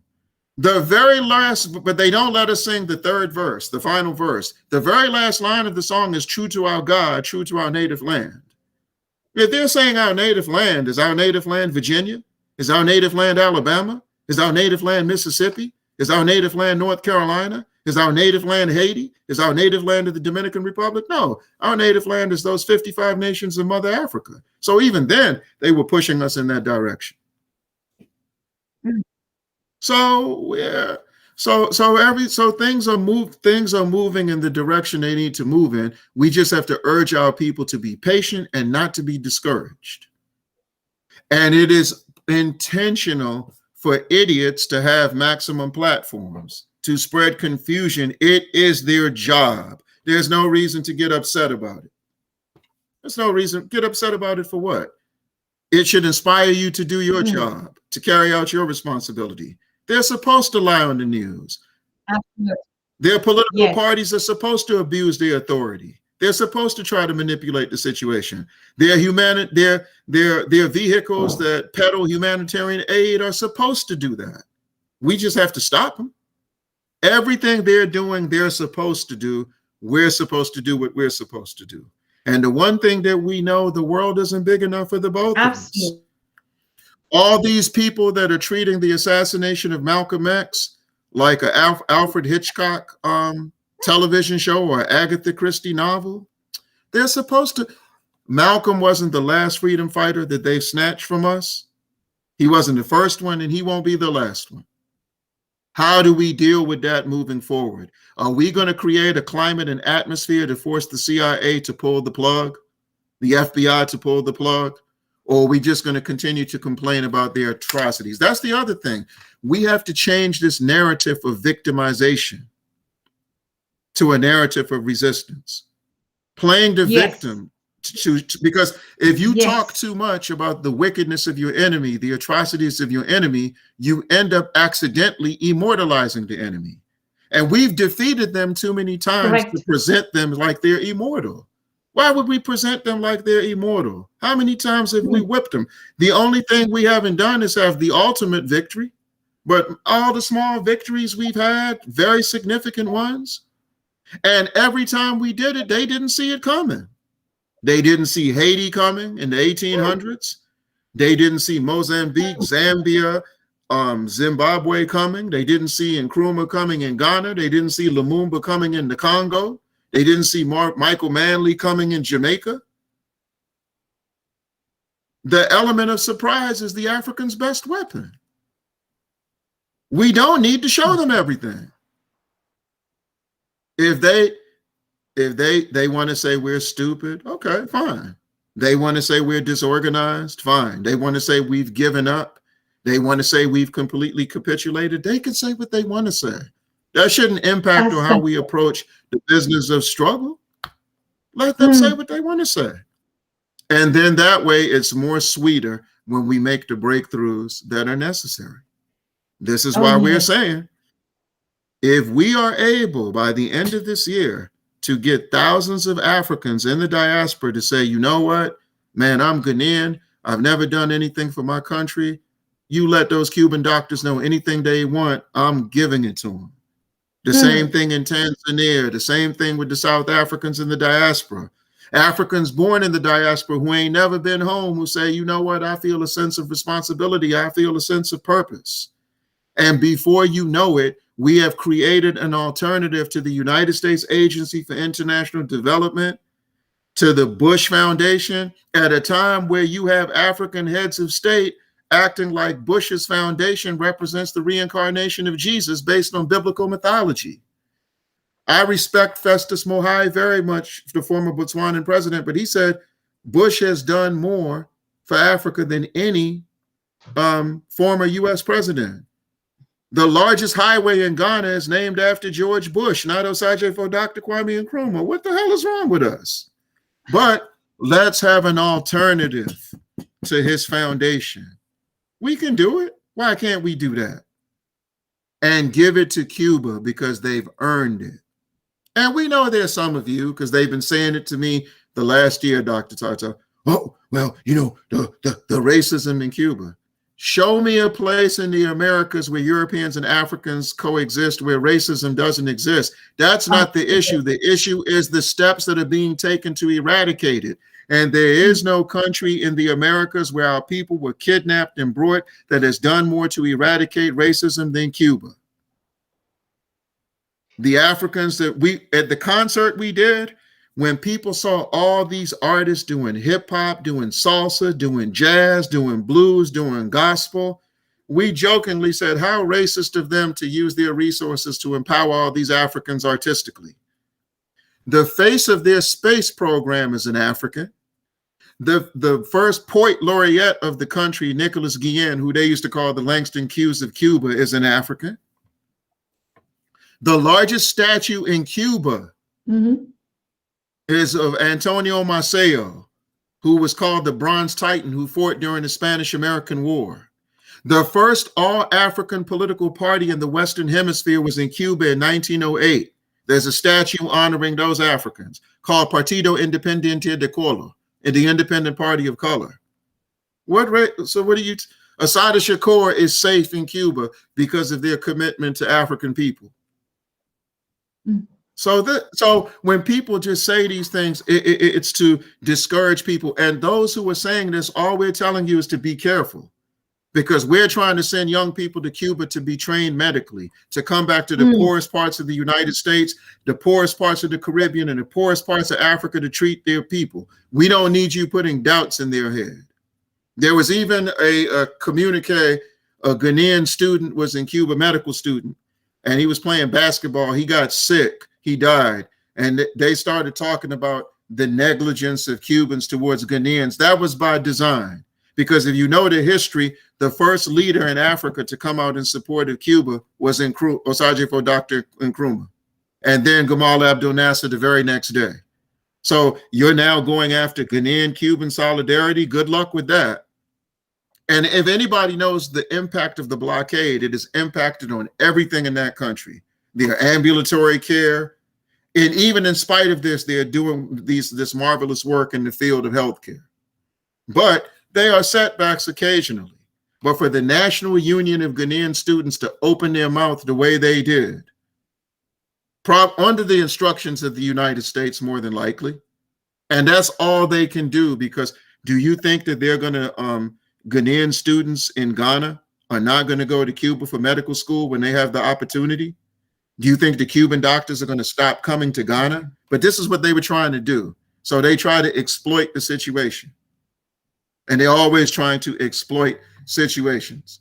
And they think that this is going to help Doctors Without Borders and the Gates Foundation and all these other imperialist outlets to be the face of a humanitarian turnaround. How can those who rape and plunder you be responsible for your humanitarian turnaround? Their culture is based on raping and plundering you, exploiting you, preventing you from being self-determinant. How can they now come and change that? So these are the type of things that we are paying attention to and we're dealing with, and it's okay. I mean, so the decolonization process is going to take place, and we want to build on what people have done before us. So like, for example, the play we told you about, the Kiswahili explosion, where we were dealing with homeless children in East Africa. One of the reasons I wanted to always do a play in Kiswahili is because about 8 years ago, there's a school called Nation House in DC, one of the powerhouse African independent schools, and they were doing Julius Caesar in Kiswahili. So it threw me off. But then I went and read right away and found out that Walimu Julius Nyerere rewrote Julius Caesar word for word in Kiswahili. Now, based on the tradition of the Roman Empire, okay, but he could have used plays from the Harlem Renaissance, from the Black Arts Movement instead. But once again, instead of focusing on that, we said, okay, let us do a play in Kiswahili that deals with a pressing geopolitical need, a pressing geopolitical challenge. And that's the way that we approach that situation. And, so that's what it is. And that's the other thing. We have to break this cycle of the social critic. People who, we joke, Dr. Tata, and say we were practicing social distancing long before the corona pandemic. They were people who always stayed away from the battlefield, always stayed away from the front line, always stayed away from our organizations. But they all of a sudden want to be experts on our struggle, but don't really want to be in our struggle. And part of this is to boost their academic career or boost their journalistic career. Correct. But they're really not committed to organized resistance at all. As a matter of fact, they become watchdogs. If they're professors on college campuses, their job is to keep people like us off their campuses. If they're in churches, it's to prevent churches from embracing programs to deal with what we're talking about. Correct. If they have artistic organizations, it's to focus on culture on the surface in the most superficial way, but to never deal with intensifying our resistance. So we understand what we're up against. So there's a certain level of organization that's required. There's a certain level of quality communication that's required. But we're just optimistic. We really are, and we just feel that we can't be stopped right now because our people, and maybe it's because I'm around children all the time, and I'm not talking about millennials, because some people say that sometimes. I'm talking about 8, 9, 10, 11, 12. Those are my comrades at this particular moment. So those are the people around. And when they get exposure to this history, and I see how they digest it, and I see how they embrace it, and the strategic reason for that is because the concept of the Mass Emphasis Positive Action and Creativity Youth Brigade and the theater company, it's in the tradition of the Youth Pioneer Institute that the Osagyefo had in Ghana, the youth that Sekou Touré had in Guinea, the pioneers of the revolution that Sankara had in Burkina Faso. We must use the children, because when we looked at the African Liberation Day programs all over the diaspora, there's hardly nothing for children these days. Yes. That has to change. So what we're saying to people who are listening, if you don't have an activity for children in your countries that have this type of narrative, we want to talk to you. We want to talk to you. We want to work with you. If you have activities like this, but they're not getting the visibility, they're not getting the publicity, they're not getting the support, we need to see you. Because having a partnership, having this type of partnership, we can definitely bring attention to those efforts to show people that this work is going on. Because you will have people thinking, and this is part of, they have to continue to promote the narrative of victimization. So if they talk about the corruption, if they talk about all the problems, people will say, oh man, he really broke the problem down. She really broke the problem down, but they didn't offer a solution. Nor did they talk about their track record of work to overcome the problem. They just brilliantly and eloquently articulated the problem. And this is what we've been going through, and we have to stop it. It is making a mockery of our struggle, a mockery of our movement, a mockery of the tradition of resistance. And when the people are oppressed fighting for their liberation, their resistance is all they have. It's their lifeline. And we can't continue to let people make a mockery of it. We must get back to movement building, not brand building. Mm. When I hear the word brand, I think of animals being branded by their owners. I think of our ancestors being branded on plantations. I think of our ancestors being branded to reinforce the fact that the only thing they would ever be in this life was colonial subjects. So I don't even like hearing the word based on what it traditionally means. But I understand that we have a tendency sometimes to try to put a positive spin on negative verbiage. But with that being said, no. We have to get back to movement building and self-determining movement building. Don't come to me, or don't come to us, rather, spewing all this rhetoric and George Soros finances you. Or these Western-based NGOs finance you. That's not self-determining. And we have too many people running around right now who are financed by our enemies. And we don't know who they are, but we end up learning about this, and we end up realizing this. So this is the thing. So we can't continue. And so when people talk about economics, you notice they never talk about us financing our own organizations. Why would we not finance our own organizations? We don't finance our own elections, but finance our own organizations. Why not? The regional bodies we have in Africa, SADC should finance SADC. ECOWAS should finance ECOWAS. NAPAD should finance NAPAD. That can't happen if neo-colonialist governments are there. And then they're telling you now, take care of everything through elections. What if I don't want to wait till an election? Yes. What if I don't want to wait through an election?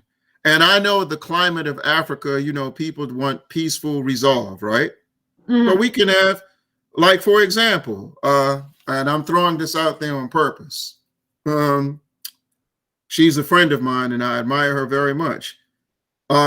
There's a deliberate attempt, there's a fear that Samia Nkrumah, the daughter of Osagyefo Dr. Kwame Nkrumah, could come to power in Ghana. Her election was sabotaged running for parliament because she automatically would have became the face. Of course. And she has a totally different spin on the year of return than Akufo-Addo does. She has to strongly consider a positive action campaign to take power in Ghana, the way her old man did. The only difference would be we haven't had a positive action campaign against neo-colonialism the same way we had against settler colonialism. But we're going to have to seriously consider that everywhere we have these neo-colonialist governments. That doesn't mean we won't take up arms. If they want to do it that way, we will. We've proven that. But if we want to use strikes, demonstrations, and boycotts that are uncompromising, that are militant, that are anti-imperialist, to unseat some of them, then we shouldn't wait till elections. Why should we become civilized all of a sudden? To prove something to who? You want the approval of the National Endowment for Democracy and the International Republican Institute and the National Democratic Institute? Let them read about it like everyone else. So in countries where we're having problems with these governments because their obedience and capitulation to our former colonizers has become unbearable, why wait till elections? Why waste money on posters? Why waste money on campaigning? Where you can just go ahead and organize properly from the bottom up and unseat these puppet governments before elections take place. We're coming to that point too. We're not going to keep waiting. We, especially in the places where we know they rigged the elections, and they target certain countries to divert attention away from the elections that they're able to control. You can look in Zimbabwe. They cried like babies that President Mugabe wouldn't let them come and monitor elections. He didn't feel they need to. That was his right. But then President Mnangagwa completely flipped the script on him. He said, come. And the International Republican Institute brought Catherine Samba Panza, Johnny Carson, from the United States, Obama's former spokesperson on Africa, former ambassador to Zimbabwe under Clinton, a reactionary, a fool, but they brought him. They brought Constance Berry Newman, who was Bush's spokesperson in Africa, and they brought Ellen Johnson Sirleaf. Okay, and the election didn't turn out in their favor, and they didn't speak favorably about the results. But President Mnangagwa wanted to prove this is why we don't let you come, because when you come, you lie, or when the outcome doesn't come and turn into your favor, you diminish the value of our process. So this is what I'm saying. So we continue to, so why do we have to wait for elections? We're scared of them saying that we're not democratic, we're not patient, we're not sophisticated. We have more women presidents than we've had women presidents. So they can't say we're not sophisticated. So the things that we have been hesitant to try become more appealing in this particular situation. They just do. And we're going to start trying these things. It's just natural. And they're not going to be able to deal with it. They're too preoccupied. Comandante Fidel Castro used to call the imperialist octopus, the octopus. They're everywhere. So in the United States, we are obligated by history to keep them occupied so that they can stop spreading mischief in other places. We need to keep them occupied. The Vietnamese give the rebellions of the 1960s credit for helping them defeat the United States. When 289 cities went up in smoke, planes that were headed to Vietnam had to land in Watts, land in Newark, land in Detroit, land in Chicago. So if we're disruptive like we're supposed to be inside United States borders, it will contain them. And the most intelligent minds of our struggle in the United States have always said contain, have always talked about containment of that sort. And as our activity is becoming more militant, they think that by having a Democratic administration, since our people have voted Democrat since 1912, they think that that's going to appease us. But Biden is the right type of Democrat because he's a Democrat that's just as racist as any of the Republicans, just as white supremacist in his thinking. So he's the type of Democrat to prove to our people that what Brother Malcolm told us, what Du Bois told us, what Kwame Ture told us, that there's no difference between Democrats and Republicans. He's the type of Democrat that will validate their assertion. So we're happy to see that there is that type of Democrat that can be as Republican as the most Republican, a true white supremacist, a proud white supremacist, Joe Biden.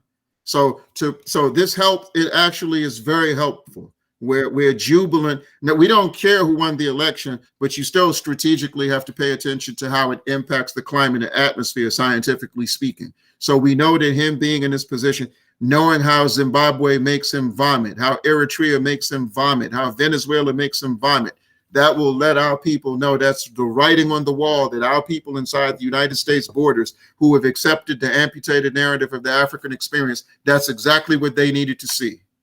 That's exactly what they needed to see. And especially, and the last 10, 15 years have been a blast. Some of our younger people are using this term woke. That's what they say. It makes sense because we were in hibernation during the Obama administration for 8 years or under hypnosis. And then the Trump administration was a reminder that things haven't changed at all, because we were saying that we were living in post-racism USA, if you remember. And then Trump reminded you that nothing has changed, just the calendar and the time on your watch. And now you have a Democrat who is going to be just as committed to Trump's agenda, more committed to Trump's agenda than he was. He just happens to be a Democrat. So that is going to create a need for more militant fervor all across the board, every area. You'll see militant expression in the pulpit, in the church, in the classroom, in the hospital, wherever we are. And what that will do is it will force us to recognize how what we do is connected to changing the world, benefiting Africa, benefiting the rest of the diaspora. There's a growing appetite and a growing interest to gain more insight and understanding, not of the developments per se, but what we can do to remedy these situations, which is the best thing of all. So, and because the more we talk, when we talk about Zimbabwe, when we talk about Eritrea, remember, you have this great rapper, hip hop artist, brilliant brother, whose life was snatched from him. And Myas Eshadom is his Eritrean name, but his hip hop name was Nipsey Hussle. And he told people in Los Angeles, my trip to Eritrea stopped me from being a gangbanger in the streets of Los Angeles. So that's made people in LA curious about Eritrea because of him. They saw what a beautiful person he became. Tiffany Haddish, the comedian, is Eritrean, in case you didn't know. She went home for the first time a few years ago, and she was floored. You know how it is when we come home for the first time.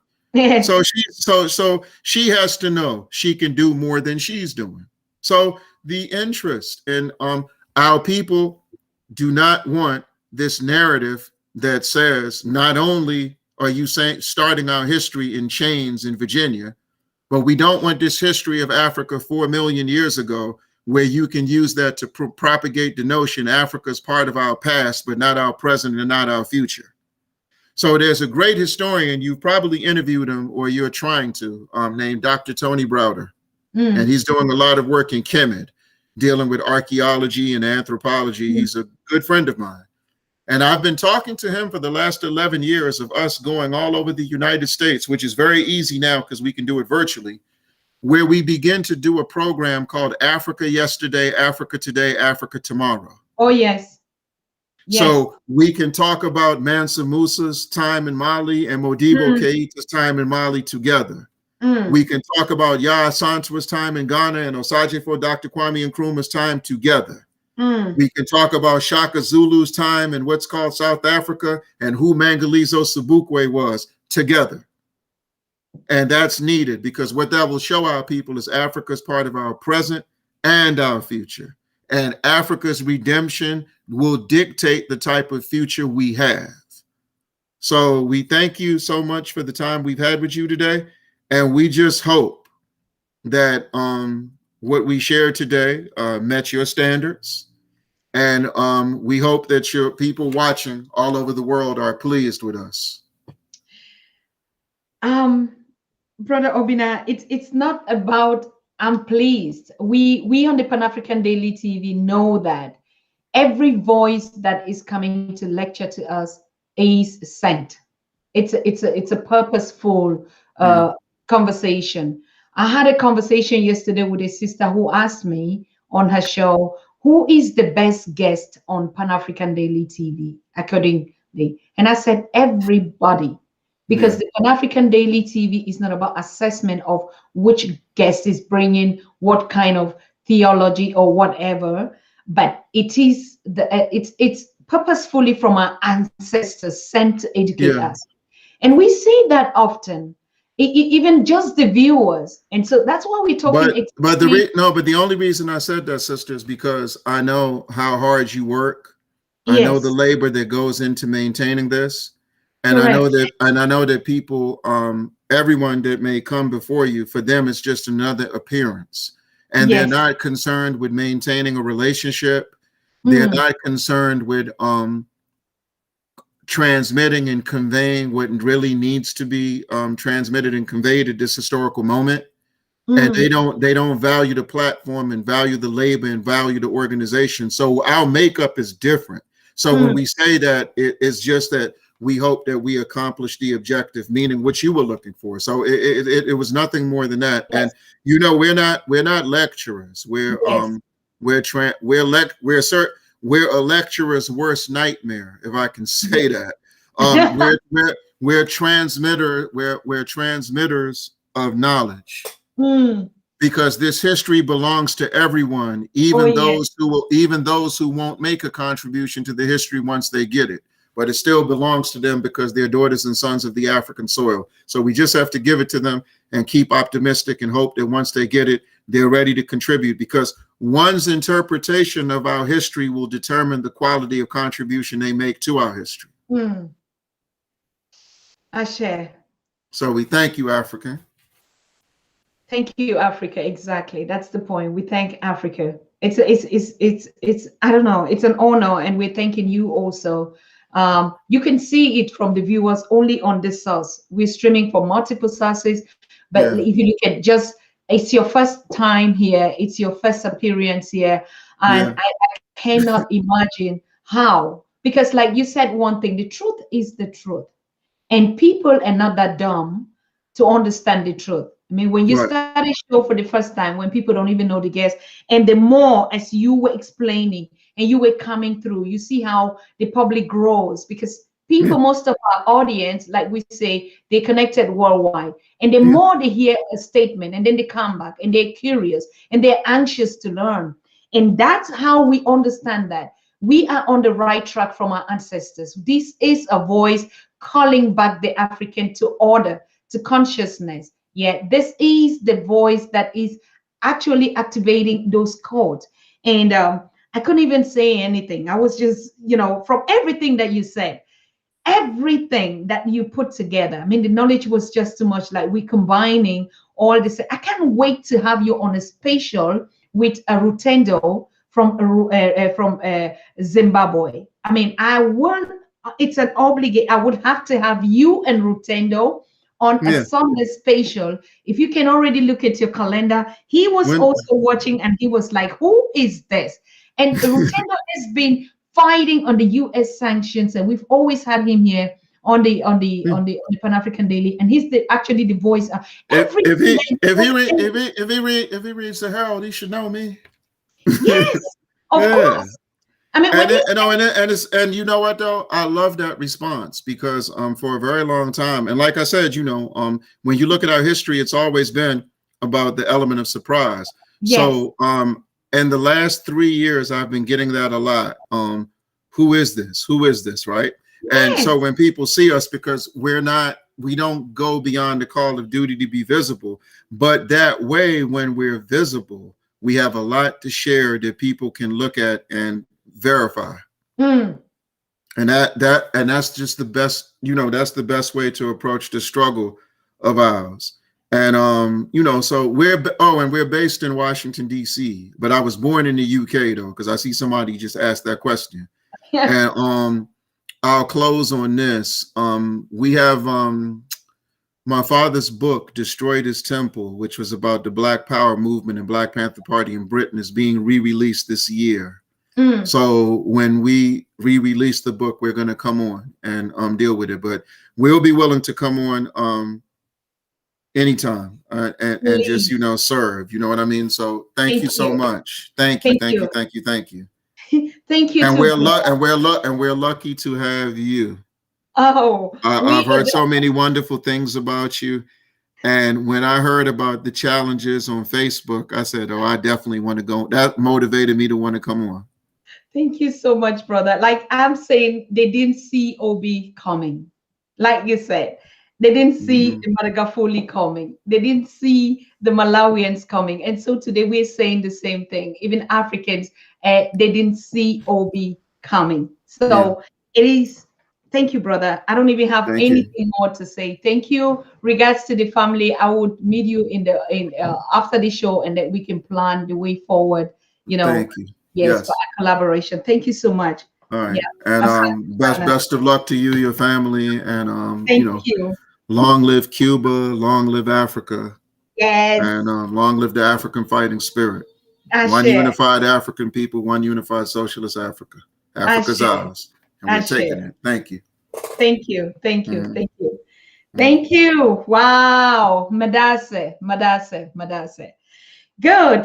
Jambo, Jambo, Jambo family. I want to thank all of you. I mean, this is another breakthrough on the Pan African Daily TV. This has just added our list of scholars and our ancestors' voices coming to us each time. First, I want to thank you for supporting. Now I see our brother Leo Ryan is always constant in supporting the Pan African Daily TV.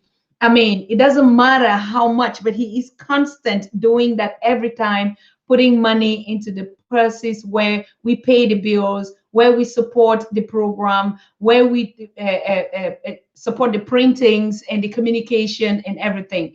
We are not, just like our brother said, money is never been our focus, but you supporting us to get these programs through, it is just one of those actions that I say all of us are great.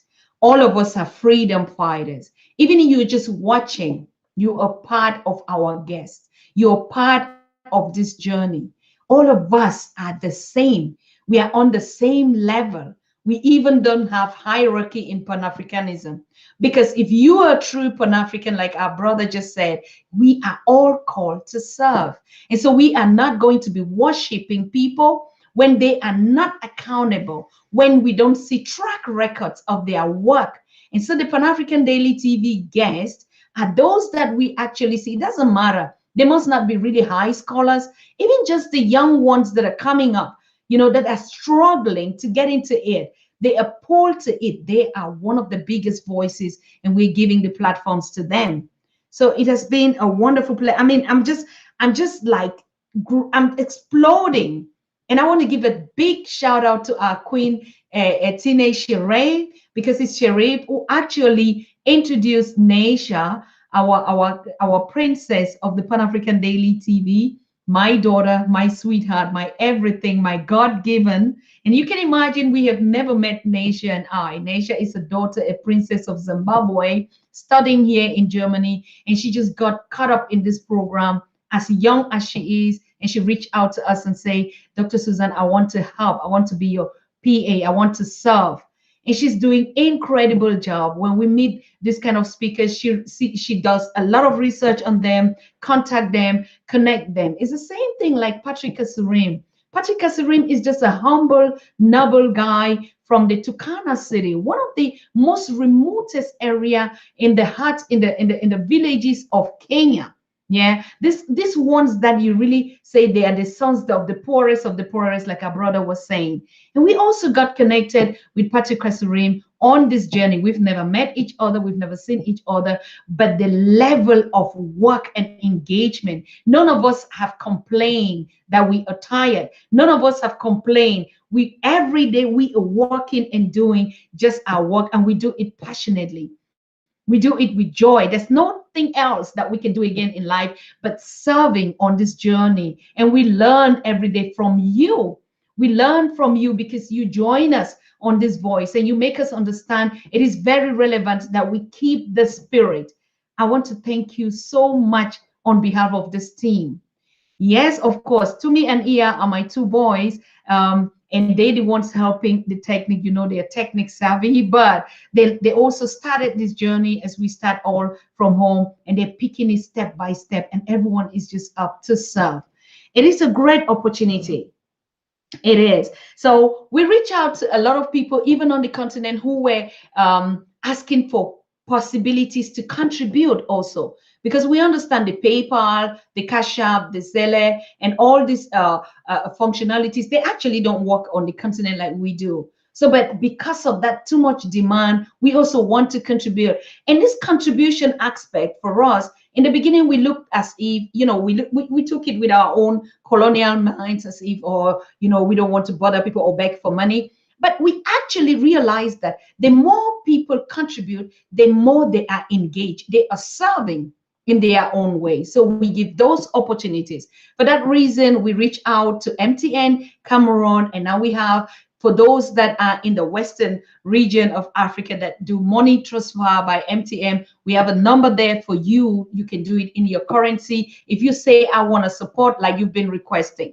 East Africa, now we are also doing M-Pesa. Why M-Pesa? M-Pesa, because that's even our own mobile money system on the continent. And it is growing so fast. And so for us to even promote and rebrand it,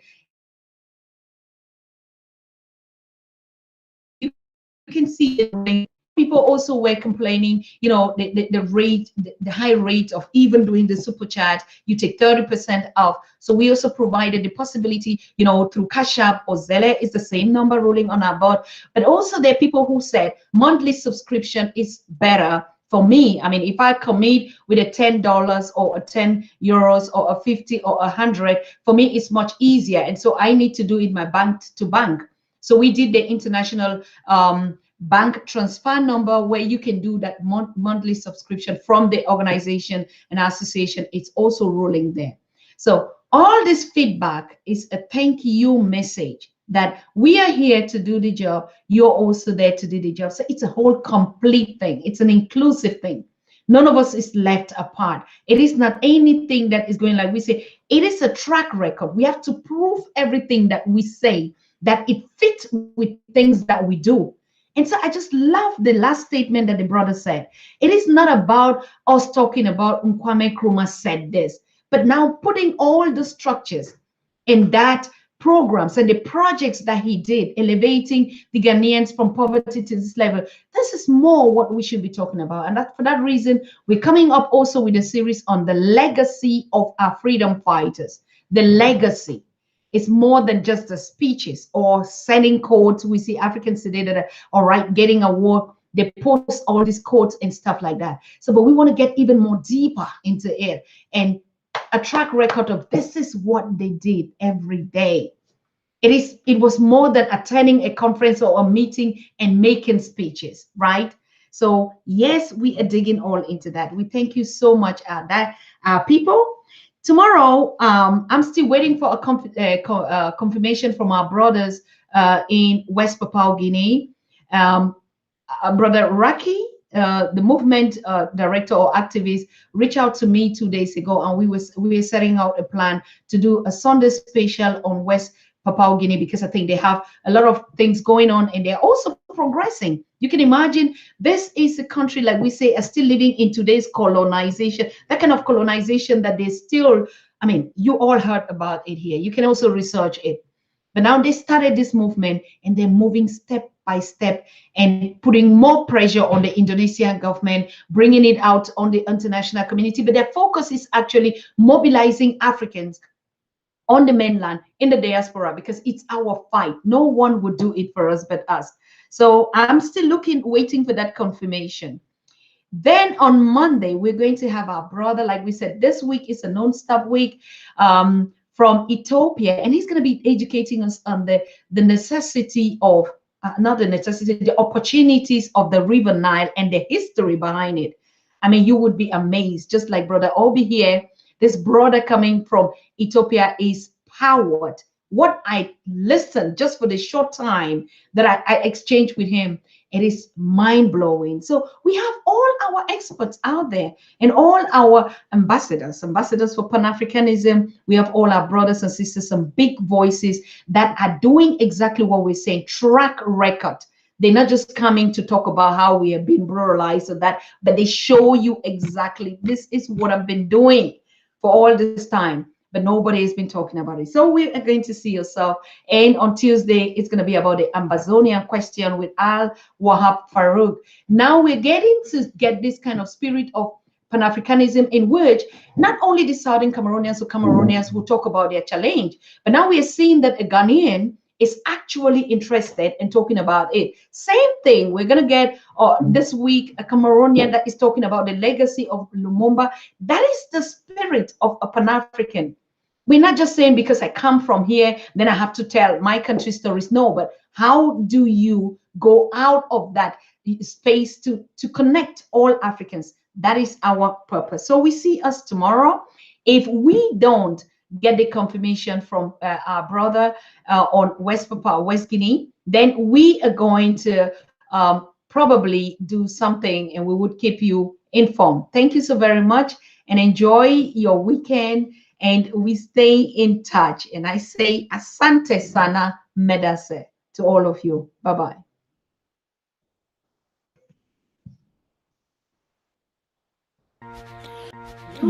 You are watching the Pan-African Daily TV with Dr. Susan Tata.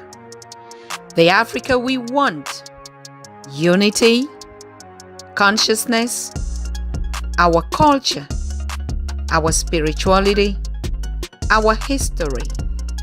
One Africa for Africans worldwide. Motherland's calling its diaspora home. Join my voice. Join my team. Join my campaign. Campaign 21 hashtag 1 million subscribers on the Pan African Daily TV YouTube. Be a volunteer. Apply now. Be the new Africa.